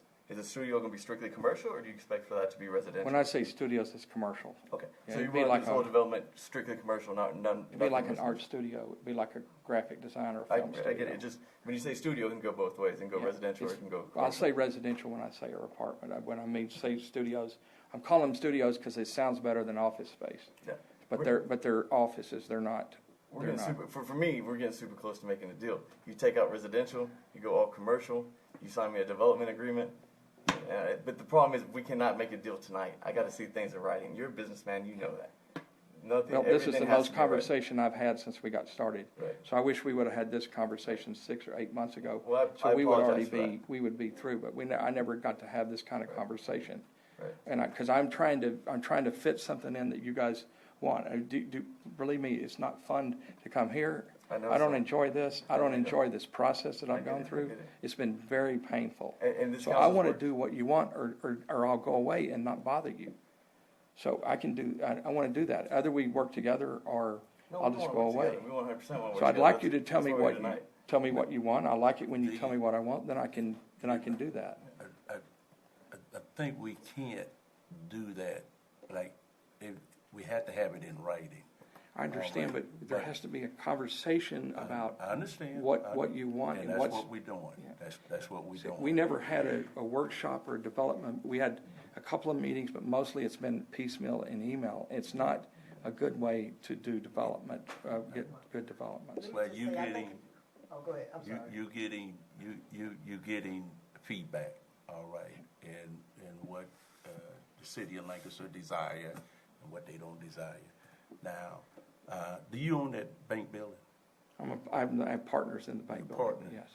In the development agreement, you didn't sign that. No. Okay. No, because it had stuff in it that I think we got close. Like your attorney was telling you, I think we got close. But it had stuff not to do with building materials and square footages. Had to do with legal terms of what they call this paragraph 14 about what we had to do to give. Paragraph 14 was resolved. I think it was resolved. The last piece was phase 1 and 2. This development agreement was going to control how the entire project went. And my understanding was staff had not seen all of the elevations for phase 2, and thus couldn't. The development agreement for phase 2 had inclusion of brick, which was what you all have said you wanted, masonry materials. And as of literally Friday night at 6:20, based on the conversations back and forth with the developers legal, they would not sign an agreement that had phase 2, 1 and 2, including brick. I'm trying to hear about the developers. I don't. That's not what I heard. But we do not have a signed development. That's not at all what I heard. Okay. But that's hearsay on both sides. But that's not at all what I heard. That's the whole point. Is here back and forth hearsay, and so hold on, Deputy Mayor Pro Tem Cheatham, did you have? No, I just think we just need to go back, just to pretty much end the conversation, go back to the drawing board, because now you've heard what each of us have said and what we're looking for. I think if you go back and work with our staff, they exactly know what it is that we want. So if you can sit down with them and you guys can go back, other than that, I can't get behind it. I'm sorry. Okay. I do have go ahead. Go ahead. Sir, where the location of all this is taking place, across the street, there is a brick subdivision or whatever, but they would be considered as studios also, where there's retail. I don't know if you saw that. I know the buildings along there across. are behind the old Grandies, and you're talking about that. Right, Yeah. okay. The 2-story So now building. what are you planning on doing differently from what's existing there? Those are like, that building never performed well. Okay, 2nd-story retail never worked. It hardly works in high density areas, much less in suburban areas. Okay, it never had, probably good stewardship over the years either. It just didn't have. It's poorly maintained. The spaces are too big. they were too big. They have an elbow, like in a shopping center where it's got an elbow. Back here, you got this big space back here, and you got very little storefront, so it never leased. So you just have spaces that are irrelevant. They're old. I mean, the thing was built in the 80s. Back there, hasn't been updated, hasn't been kept up. I mean, you got to keep things relevant, and things have changed. And our spaces are going to look like, if you went into an artist studio or a film studio, when I say a studio, that's what I'm talking about. It'll look clean, like open ceilings, maybe sealed concrete floors, some of them, it looks very clean and like modern. And that's what we do. If you look at any of the stuff that we do, that's the way that it looks these days. And so that building across the street had 2 biggest spaces, and they won't lease, because we don't have that many retail tenants and nobody wants second-story retail. They just don't want it. And plus, not to mention that the Grandy's, building has looked like it does, for so long. I mean, it's deteriorated and there's trash behind it, and I mean, it just doesn't present itself very well. So, you said you had buildings 2 stories. Excuse me? Did you say your development is going to be 2 stories? Some of this is, yeah. For their office. Going to be on the second their office. They're going to be like office. There'll be office, a mixture of office and retail studios here. They got, studio looks, because in other words, they're open floor plans. So this is not a retail development. Retail's not going to work anywhere. I wouldn't build retail only brand new anywhere ever, because we got way too much retail everywhere. Retail uses we're asking for here, but these are more like, I have to agree. I think it's geared for. Hold on, Stanley. Councilmember Jaloski. I had a quick comment. I do. I like the concept. I like the idea of the vision. I like that it's going to modernize that area that is right there next to the freeway. I don't really agree with the size of the 450 square feet, but I do like the concept and the ideal of it. And of course, the materials, that's a concern of ours. But overall, we want to work with you. I want to work with you. I want to see that area become more modern. I've banked with that bank since I was 14 years old, so I want to see the change, if you're willing to continue to work with us. So if I take out the residential, are you still saying you're going to try to, even though it's not on any books today, you don't have a minimum on retail or office in this city? I don't think it has you're going to put me. You're going to put that on me, and you don't have it on anything else. No, we wouldn't put it on you. Okay. I just want to make sure that I'm hearing it right. If I take out if I take out the residential completely, there's no residential. Let's just assume all commercial. All commercial. Are you saying you want me to put in a minimum size on commercial? I specifically said that didn't bother me. But I was. No. Whatever you do with that, the size issue is only with the residential. Okay. So anything else, I don't have a problem with it. Okay. It's only that residential. It just sounds way too small to even want to agree to it. I just want to make sure. I think you got thrown off. I think I was inquiring what would be the size of them. I wasn't determining that that's what you should do. I was just inquiring what would be the size of those. See this right here. I'll show you something. See this one right here. This little. So that's 800 square feet. Okay. So that could be cut in half, or it could be 1. See this second floor? It could be cut in half, or it could be 1. So it's the first floor the same way. So all of these are the same way. They're all the same. So I can give you 400 or 800. Or in the big building, we could actually give you 816. We could give you 3,200 right there. So if somebody did want that. Commercial, correct? Commercial, yeah. If we assuming we take out the residential, which I'm hearing you. Yeah, that sounds good. All right, Councilmember Jaloski. Thank you. So, staff, do I read correctly where here the medical district overlay does have some stats in there? The overlay, it reads the overlay already provides 600 square feet for studio and 750 square feet for one bedroom.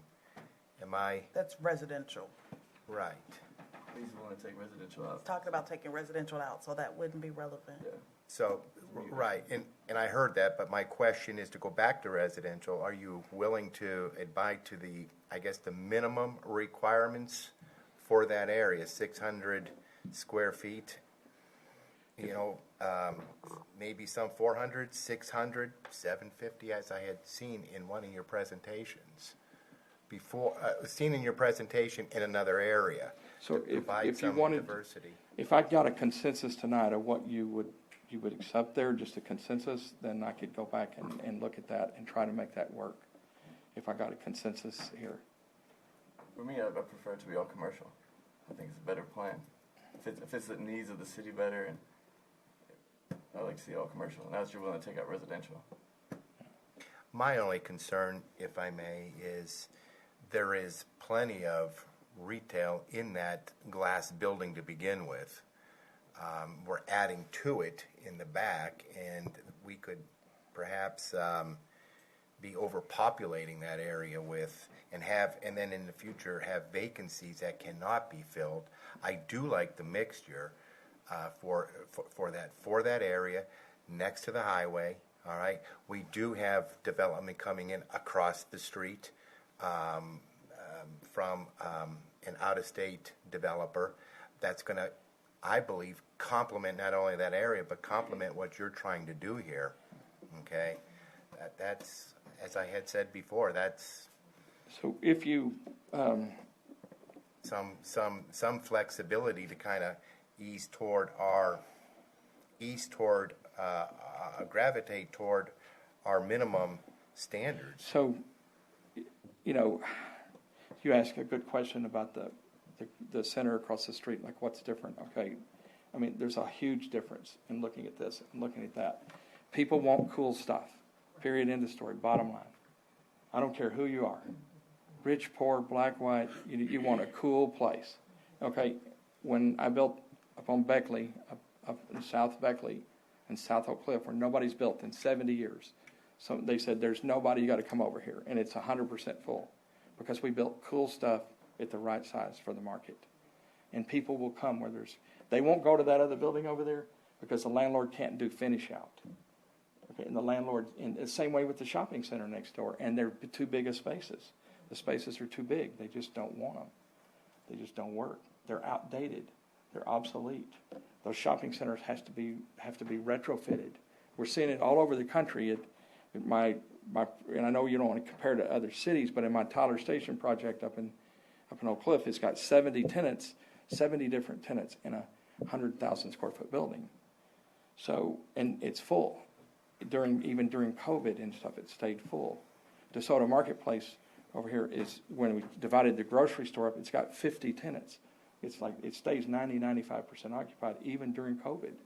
It stayed. Why did they stay occupied and then these others stay empty? Because it had a certain vibe to them. It has a certain, we curate, we have to, in the building, we want to curate the tenants that come in. That means that we don't want all nail salons in one place, You want a nail salon, but you want some other things too. You want different things. You want things that actually cause each other. One thing causes another thing to work, and that's what we do. And that's why our properties, if you look anywhere you want to go look, that's why they work, because we pay attention to who comes in. We say no to a lot of people. It's not the right thing, or there's too many of one thing. You want things that complement each other, that where people can collaborate and they can see each other, and they can, in small businesses, you can empower your local small businesses. I mean, you want to empower your people here. Give them a place, give them an environment where they can be empowered. Because that's what we do. Mr. Anderson, we were in Las Vegas, and their theme was, the overall theme was innovation. So I like the innovation part of it, but I'm stuck on the development agreement, right? I think it should be some type of agreement in writing, and also I like the fact that you're willing to go brick, and then you're taking a residential out or what have you. So, with that said, City Attorney, what is our options? You could, right now, council could vote to approve the exceptions that are before you. You could vote to deny those, either with or without prejudice. You could table it and direct us to try to negotiate a development agreement. Yeah, those are kind of the options on the table. Mayor, make a motion to table this. Hold on. We still have speakers. We still have some public speakers. We have to open the public hearing since it is a public Already hearing. did. Was it? Yes. We I still believe it was in, open at 7:43, so I believe it's still open. That was a good one, David.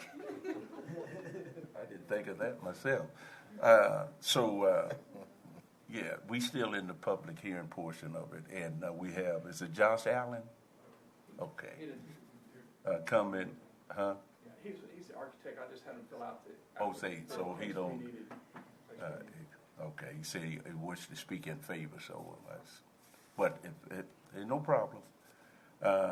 Is it Rick Adam? Yeah, Rick Adamski here. Adamski. Okay. Yeah. Come and state your name and your address for the record. Yes, sir. Rick Adamski. I'm at 701 Elsbeth Street in Dallas. Thank you very much. I am working with Monty on this project. Just a couple of things that I wanted to point out.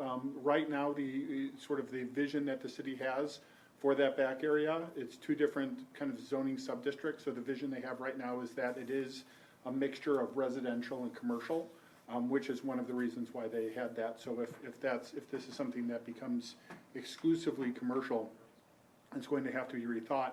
I know another thing that we were talking about when we came in here, because there is a time sensitivity to the front area, because they're working with the bank to get an ATM, was the possibility of perhaps having approval for the front area first for the phase one, and then discussing the possibility of phase two later. I don't know if that would be feasible right now, or if everybody has anything that they needed, but just wanted to make sure that was understood as a possibility if that could be done. So just wanted to throw those two things in there, and thank you everybody for your time. We don't have any more speakers, and I'll entertain. So now, wait, you gonna speak now? Yeah, may I say something? Yeah, come on. Yeah. So my name's Josh Allen, and Alexa and I are the architects on the project. And what I wanted to say is we actually office out of a building, Tyler Station, that Monty owns. And we started our company in a space that's about 150 square feet. And having that space at the price that we got it at actually allowed us to start our company and grow our company. And if we didn't have that, we wouldn't be where we are today. And that was a big part of us beginning. And that was commercial space, correct? Commercial space, yeah. Appreciate it. Thank you. Thank you. So I have a question maybe for Mr. Anderson. The green space that is behind the parking lot, is that your lot as well? Do you own that piece as well? Yes, and it's zoned residential. And that one is zoned residential. Okay. Is there any future plans for that or thoughts about that? This will cover. That's going to absorb not only the parking lot but into the green space as well. All the way to the guide, to the power line. To the right away on. Okay. All right. It actually kisses up to the apartment complex. No. It's a strip of land still between them. It's a strip of land and then the apartment. Yes, sir. Okay. There's still a vacant parcel. All right, council, we don't have no more speakers, that I would entertain a motion to close the public hearing. Close the public hearing. Second. All right, there's been a motion to close the public hearing and a second. All in favor say aye. Aye. Aye. Those who oppose say no. Those who abstain say abstain. All right, council. I have a question, if I might. Just a question, since this was brought up about phase one and phase two. I'm just asking the attorney, that I know that asking to table, but if we did it in that to approve phase one, which is the front part with the restaurant, contingent on having the developer's agreement on the materials. You can't. There's no way, you would basically have to be willing to forego the materials. There's no way to do okay. it contingent All right, on a that's later. Yeah. And also, it wasn't noticed as a Got it. multi-phase, so. The number one rule of business is don't promises, give it to me in writing. So, All minds clear? All right. Council, what's your pleasure? may I make a motion to table the agenda item? Second. There's been a motion, The date certain? a motion and a second to table it. You could table it to the next available city council meeting, which is. Table it to the Jan- discretion of the developer. Okay. We do it, we're ready the next meeting. January 9th. To table it to, that's part of your motion? Table Yeah, it? I'll amend my motion for January 9th. Okay. All right, we're gonna take a roll call. Mayor Pro Tem Gooden Davis. Aye. Roll call. Oh. For tabling to January 9th. Yeah, I Said agree. aye. Oh, Yeah. sorry. Yeah, it sounds like Deputy Mayor Pro Tem, Aye. Councilman Whedon, Aye. Mayor, Aye. Councilman Mejia, Aye. Councilman Jagoski. Aye. Councilmember Stringberg. Aye. All right, council. Carries. Before we go into the action part of the agenda tonight, we're gonna take a 5-minute break. All right.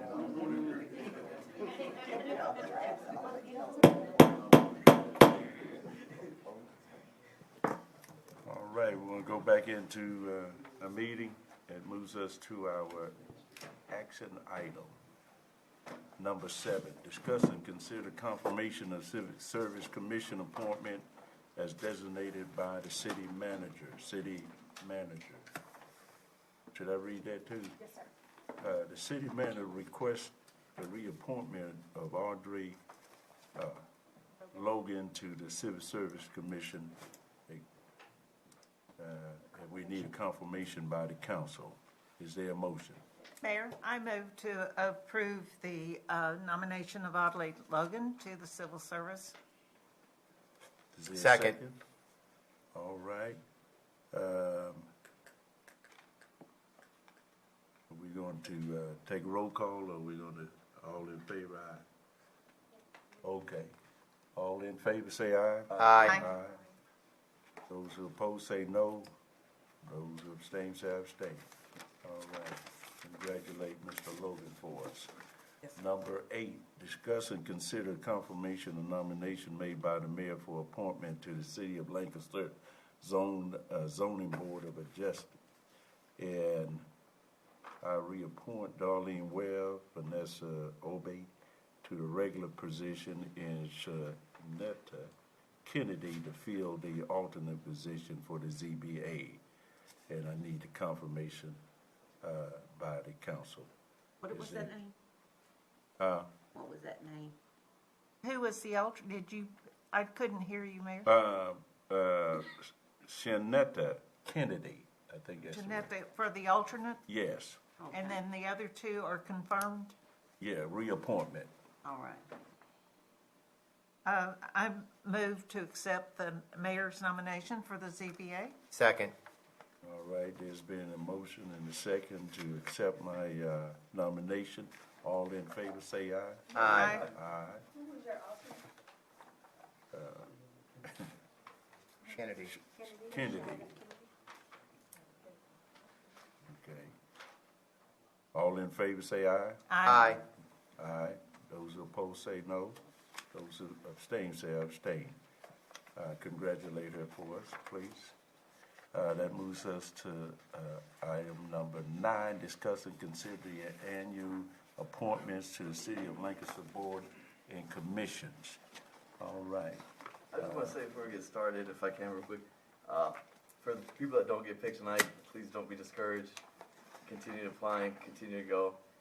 I personally was nominated for a board one time, and Dory will tell you, I forgot about this, but she reminded me that I got nominated to a board previous to being on council, and she didn't pick me. So, you know, just so y'all know, there's talent out there that doesn't always get picked. So just because you don't get picked, keep your head up. So. What happened? What happened? Dory. How many, Dory? Dory. How many years ago was that? 25? I think I was probably 2003. You was in your teens? Wow. Talent is talent, whatever. It don't matter. All right. Well, I believe our first one's is Park and Rec. No, it should. Don't we I'm go sorry. alphabetical by airport board? I'm sorry, I had my page folded. Thank you. You're welcome. All right, Airport Advisory Board. City Secretary. We can start with position 1. With, are you talking about one or on the airport board, if we make a motion to reappoint the person who wants to be reappointed, can we do that for Gary Wilson? Yes, to be reappointed to the airport board, and also to keep William Newton as an alternate. Well, we got a vacant. We got a vacancy. Okay, the vacancy, I do have a nominee. Well, if You we know. get these two, then leave that vacancy, and then we'll do the nominee, Then if we, that's okay. then we see the nominations on the floor. All right. Let me know when So y'all there's ready. a second for those two to stay in those locations? Okay. Unless the council, hold on, because that, she's nominating, in a sense. Because normally we move the alternate up. So, and I didn't want that to be somebody else's desire or what have you. So, Okay. Voting what's on the floor now, and then. it is Gary Wilson. It was to nominate Gary Wilson to stay in his spot, and keep Reappoint. William Newton in the alternate spot, because they both desire to be replaced. And I believe that there may be a consensus on someone to be in the vacancy place Okay, that no is problem. a full term. I just, you know, we got process there. And he did a second. Yeah, I want you to understand me. If we say we normally will move the alternate up, this is just for certain people, what have you.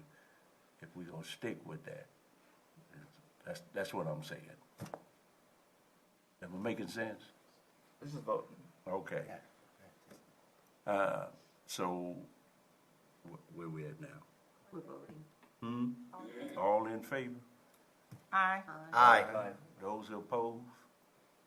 Say no. Those abstain, say abstain. All right. Now, I guess we have a nomination for the vacant, for place 1. Yes. for place 1. For place 1, my nominee is Cedric Butler. Butler.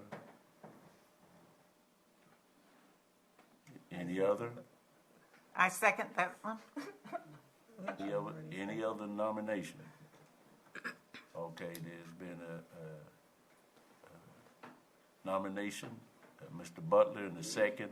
All in favor say aye. Aye. Aye. Those opposed say no. Those abstain say abstain. All right. Congratulate Mr. Butler. All right, where we? Okay, so then we'll go to the animal shelter. I make a motion to reappoint Dr. Brown into the veterinary position. Second. All right, there's been a motion and a second to reappoint Dr. Brown. All in favor, say aye. Aye. Aye. Aye. Those opposed say no. Those who abstain say abstain. All right. Mayor, I make a motion for the Animal Shelter Advisory Committee Board to appoint in the vacant number 2 position with Tiffany McKee. Okay.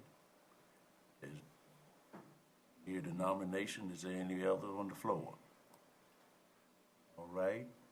Is there a second? I have a question. Go ahead. Where is that name coming from? Mr. Do you have this? No, she's asking Yeah. where did Tiffany McKee come from? Oh. Tiffany McKee, that position has to be filled by an employee. That is. Oh, okay. And Tiffany McKee is the current, Employee. she's right here, she's the, lead animal Okay, services. so she's the animal service employee. She's Okay, our lead I animal second services hers. officer. Okay. I second hers. And during the Christmas parade, they had how many dogs got adopted? 3. Yay. Yeah, that's a good thing. All right, so there's been a motion. I Is there a second it. second? Who? Councilman Stringberg. Stringberg? Okay. All in favor, say aye. Aye. Aye. Those who oppose, say no. Those who abstain, say abstain. All right. Congratulations. Mayor, I make a motion to, for the one alternate position for the Animal Shelter Advisory Committee. I nominate Christine Boyd. Second. Any other nominations on the floor? Yes, I would like to nominate Lynn Turner. Lynn Turner. She's in the ETJ. Can she do All that? right. Do you get that? She's at ETJ, she won't be able to. Oh, he's in She the can't ET. do both? He can. He's Oh, in the okay. ETJ. Okay. All right. Is that it? Now, who did you nominate, Councilmember Stanley? Christy Boyd And for I the seconded alternate. hers. And there was a second on that. All in favor, say aye. Aye. Aye. Those opposed, say no. Those who abstain, say abstain. All right. It carries. 6-1. Thank you. All right, that moves us to the Capital Advisory Committee. Yes. I'd like to nominate Lynn Turner for the ETJ position. Second. All right, any other nominations on the floor? I would like to nominate Kevin Allen. He's not an ETJ person. This is to fulfill that requirement. He has to be in the ETJ. That was what Lynn would fulfill. Lynn would have been the opposite, yeah. Thank you for that. Okay. Give me that nomination again. Lynn Give me that Turner. nomination again. Lynn Turner to Okay, fulfill the there's been a second. ETJ requirement. And there's been a second. All in favor, say aye. Aye. Aye. Those who oppose, say no. Those who abstain, say abstain. All right, congratulations. So position 2 is to be a real estate and Sharita Haggerty. Second. All right, there's been a motion Get her on and nomination for Sharita Haggard. Sarita Janet Haggerty. Haggerty. And a second. All in favor, say aye. Aye. Aye. Those who oppose, say no. Those who abstain, say abstain. All right. To reappoint for the alternate, Mathalican. Konjinsky. All right, is there anybody else? Is there a second? Second. All right, all in favor say aye. Aye. Aye. Those who oppose say no. Those who abstain say abstain. All right, that moves us to Economic Development Corporation. Mayor, I make a motion to reappoint the 3 desiring reappointment. Second. There's been a motion and a second to reappoint the 3 that desires to be reappointed.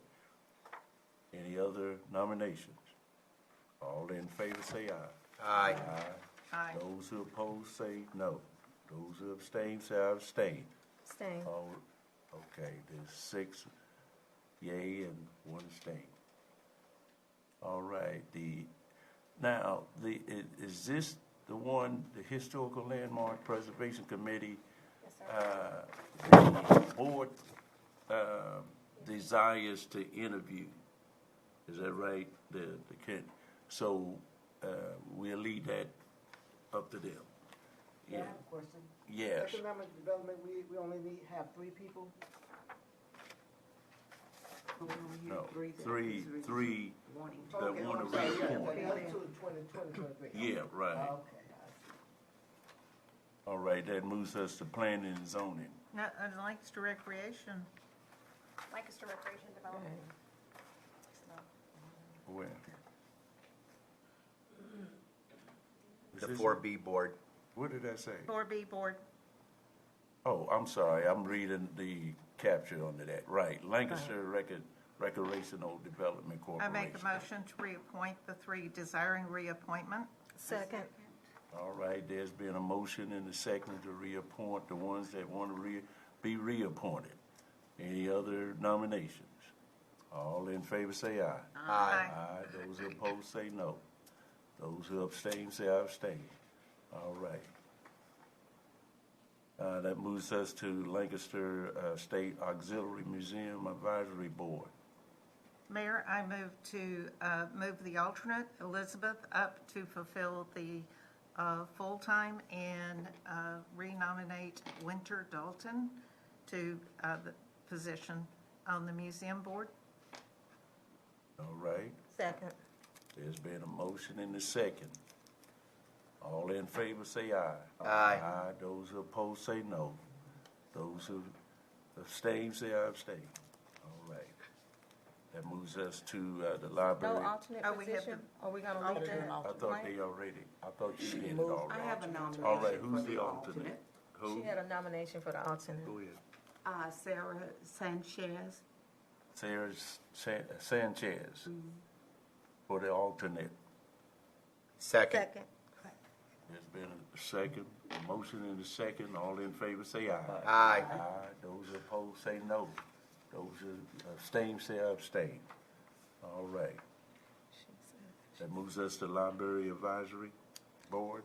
So on the library board, move to renominate Angela McCowan and move David Burge up to full-time position with a no response on row 2. Who? Okay. Second. Right. Say that again. Move To David to renominate Angela McGowan and Okay. move David Burge, who was the alternate, up to a Up full to a- position, okay. which would be number 2. Then we have the alternate that we will need to Okay. nominate. Gotcha. You seconded It- it. I second. It was a He second. seconded. Any other nomination? All in favor say aye. Aye. Aye. Those who oppose say no. Those who abstain say abstain. All right. Now we need an alternate. I would like to nominate Shannon Bell. Shannon Bell. Shannon Bell. I'll second that. There's been a motion and a second to nominate Shannon Bell. All in favor say aye. Aye. Aye. Those who oppose say no. Those who abstain say abstain. All right. That moves us to the Park and Rec Advisory Board. So on the Park and Rec, I make a motion to reappoint the ones that desire to be reappointed. That's Jerry Giles, Fran Allen, Kenneth King, and the alternate. I second. All right, there's been a motion and a second to reappoint those who want to be reappointed on the Park and Rec Advisory Board. All in favor say aye. Aye. Those who oppose say no. Those who abstain say abstain. All right, that moves us to Planning and Zoning Committee. On the Planning and Zoning, to Hold move on, Spencer hold on, Herbie hold on, from, Hold on. okay. Hold on. Plan and Zoning Commission Sign Control Board /tree. You gotta put it all out there. Okay, so move Spencer Hervey from the alternate to number 1. with Taryn Walker retaining space Now, 2. hold on for got a a minute, correction. because it's a correction. Spencer Hervey never been an alternate, he's a regular. Well, then he should, if, I know, but he got told that he was an alternate, and that's how he served this whole last year, because Okay. it was So conflict. we have to correct that? They did. So It if was that's the corrected on this case, one. Petra was voting on all those things as a full-time person, all during And the he was year. the alternate. Pardon? Was he the alternate? Well, this is what came down from the attorney told him that, or Spencer Hervey was the alternate. He could participate in the discussion, but he had to, somebody had to be absent for him to actually vote. We looked at the minutes and he was appointed a regular position. So Spencer for- Hervey. So if that's the case, if he was a regular position and he was appointed last year, then his term should be 2024, correct? They follow the seat, not the person. So whatever seat so his term still is for 2022. So does this board have an alternate? It's missing the alternate at this point So we have because six. Petra So Covington we have retired. 6 current members. So you can reappoint those and then have an alternate. Okay. So we really correct the fact that Spencer Hervey is a regular member and So not the appointing him as a alternate. regular member with Taryn Walker retaining her position As what? as a regular member. Okay. So Do I have a then we second on that? need a regular position in the alternate, right? No, we just need Just an an alternate. Okay. If we get these two voted on, Spencer got you. and Taryn, All right, then those are full-time. all right. There's been a motion in the second. Yes, second. All right, all in favor say aye. Aye. Aye. Those who oppose say no. Those who abstain say abstain. All right, now we need an alternate. The alternate, I'm nominating Joel Chambers. He All interviewed right, last year. Chambers? Oh, okay. Mayor, I have, if I may Go add, ahead. I'd like to nominate Shannon Collins to the Collins? alternate for P and Z alternate position. Shannon Collins. All right. Mayor, I'd like to nominate Carlos Gray. Who? Carlos Gray? Gray? Gray, Gray, What, okay. what was the name?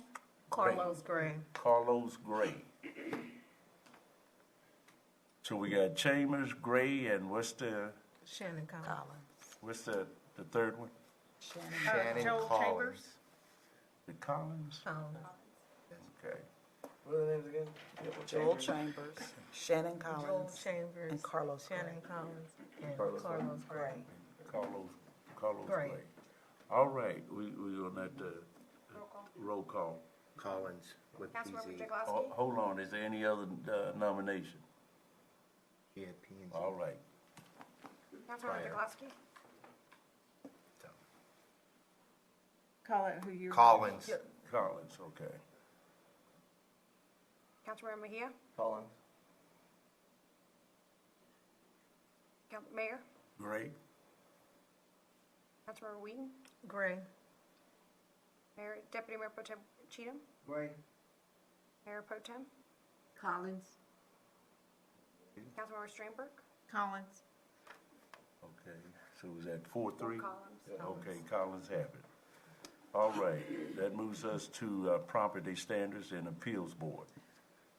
Mayor, I'd like to move Joyce Whitaker up to the vacant position 1 from the alternate, and then we still have no response from the Glenda Snowden, so that still is a vacancy, but I'm going to nominate Joyce to move up to position 1.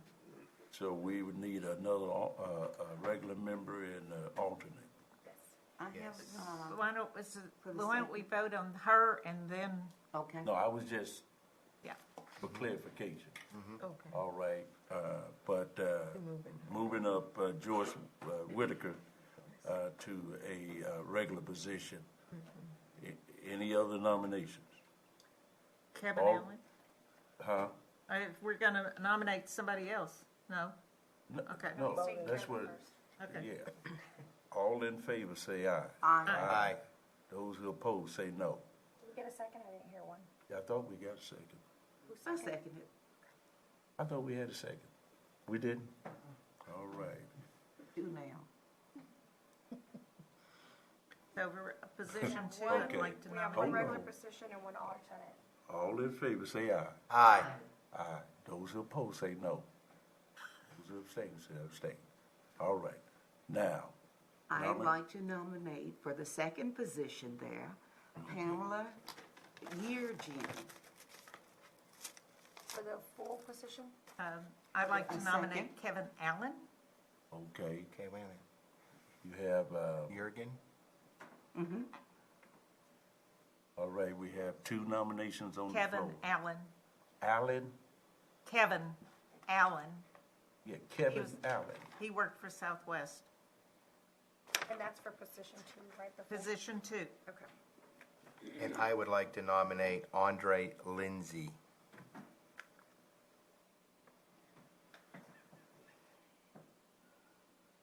So we got, Lindsay, Allen, Allen, Jurgen, Jordan, I Juden, can't pronounce it. what is it? Y-E-A-R.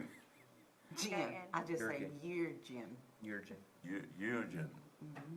All right, I believe so. all right, roll call. Deputy Mayor Pro Tem Cheatham, Urgent. Councilmember Whedon, Yurchin. Mayor Hairston, Lindsay? Councilmember Mejia, Pamela. Who? Pamela. Yurchin. That's it.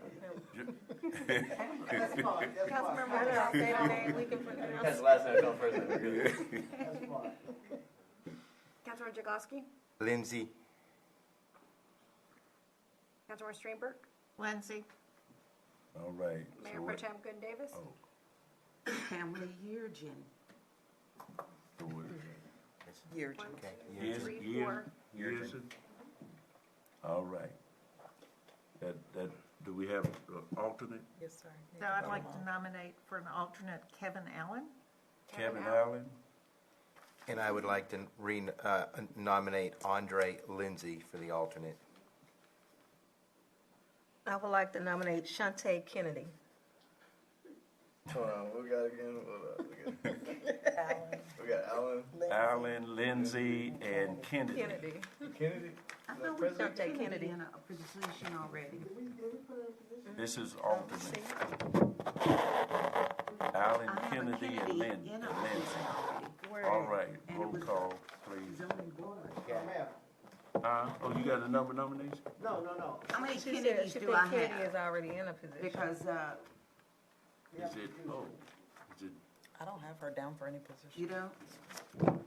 Okay. Here we go. She was nominated, but okay, who Oh, nominated no. Lindsay? Did you nominate Lindsay? I did. Oh, you did, okay. All right, we got three. Allen, Lindsay, and Kennedy. Kennedy. Right. All right, Allen. roll call. Allen. Mayor Pro oh, Tem excuse Gooden me, Davis, Mayor. Who? Allen. We got a nomination. No. Mayor Pro Tem is correct. You placed Shanita Kennedy on the ZBA. Oh, that is right. You sure did? So I don't Thank know you. if that's the same Kennedy. I don't, let But me see. placed, Sure did. look, You sure did. Thank you. I try and keep Right. Thank you, thank you, thank you you. placed, so I don't know if that's the same Kennedy. That's Her- Dean. We got a Shay Kennedy. So You got Lindsay and Allen. Who else? The ones that we interview is a Shay Kennedy. And it's Shanette in Kennedy, the package, and that's is the only, another- that's the only Kennedy on the on the list. It's Shanette. It's the same Kennedy. yes, sir. So You That appointed. you, all right. So then we Well, I have can't. Kevin. So it has to be I'll either withdraw my Allen nomination. or yes. Lindsay. Lindsay. All right. Roll call. Okay, what are the two that we have? Allen and Lindsay. Alan and Lindsay, okay. Mayor Pro Tem Quinn Davis. Allen. Councilmember Stramberg. Allen. Councilmember Jagoski. Lindsay. Councilmember Mejia. Allen. Mayor. Allen. Councilmember Whedon. Lindsay. And Deputy Mayor Pro Tem Cheatham. Alan. All right, Allen has it. That moves us to the Youth Advisory Committee.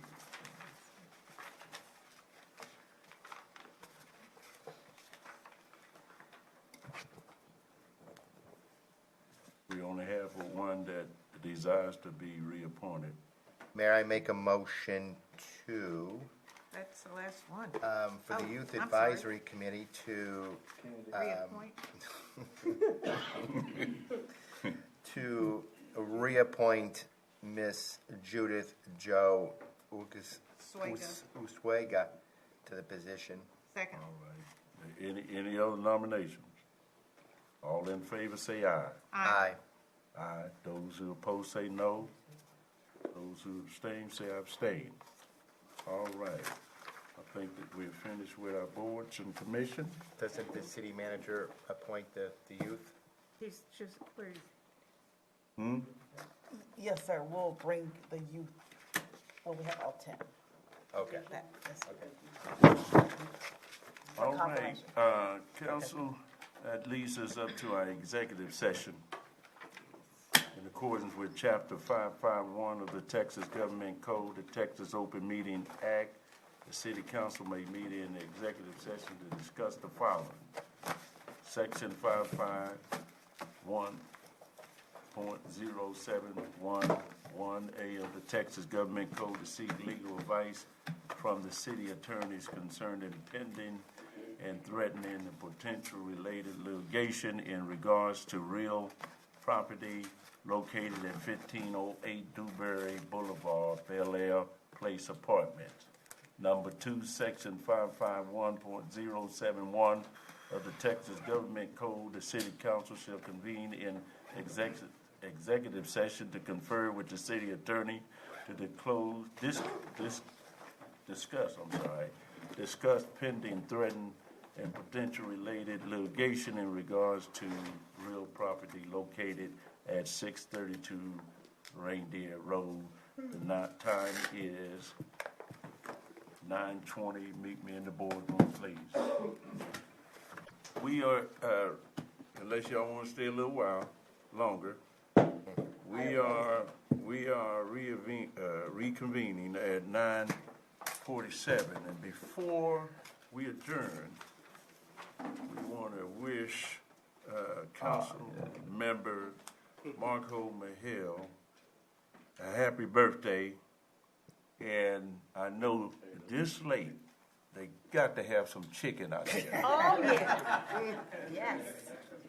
I will, They got in the beginning of the meeting, I don't know if I want it. I will entertain a motion to adjourn. Make a motion to adjourn. There's been a motion to adjourn in a second. Second. All right. All in favor say aye. Aye. Aye. Those who oppose say no. Those who abstain say abstain. All right, we're adjourned at 9:47. Merry Christmas, Happy New Year, and all the other good stuff.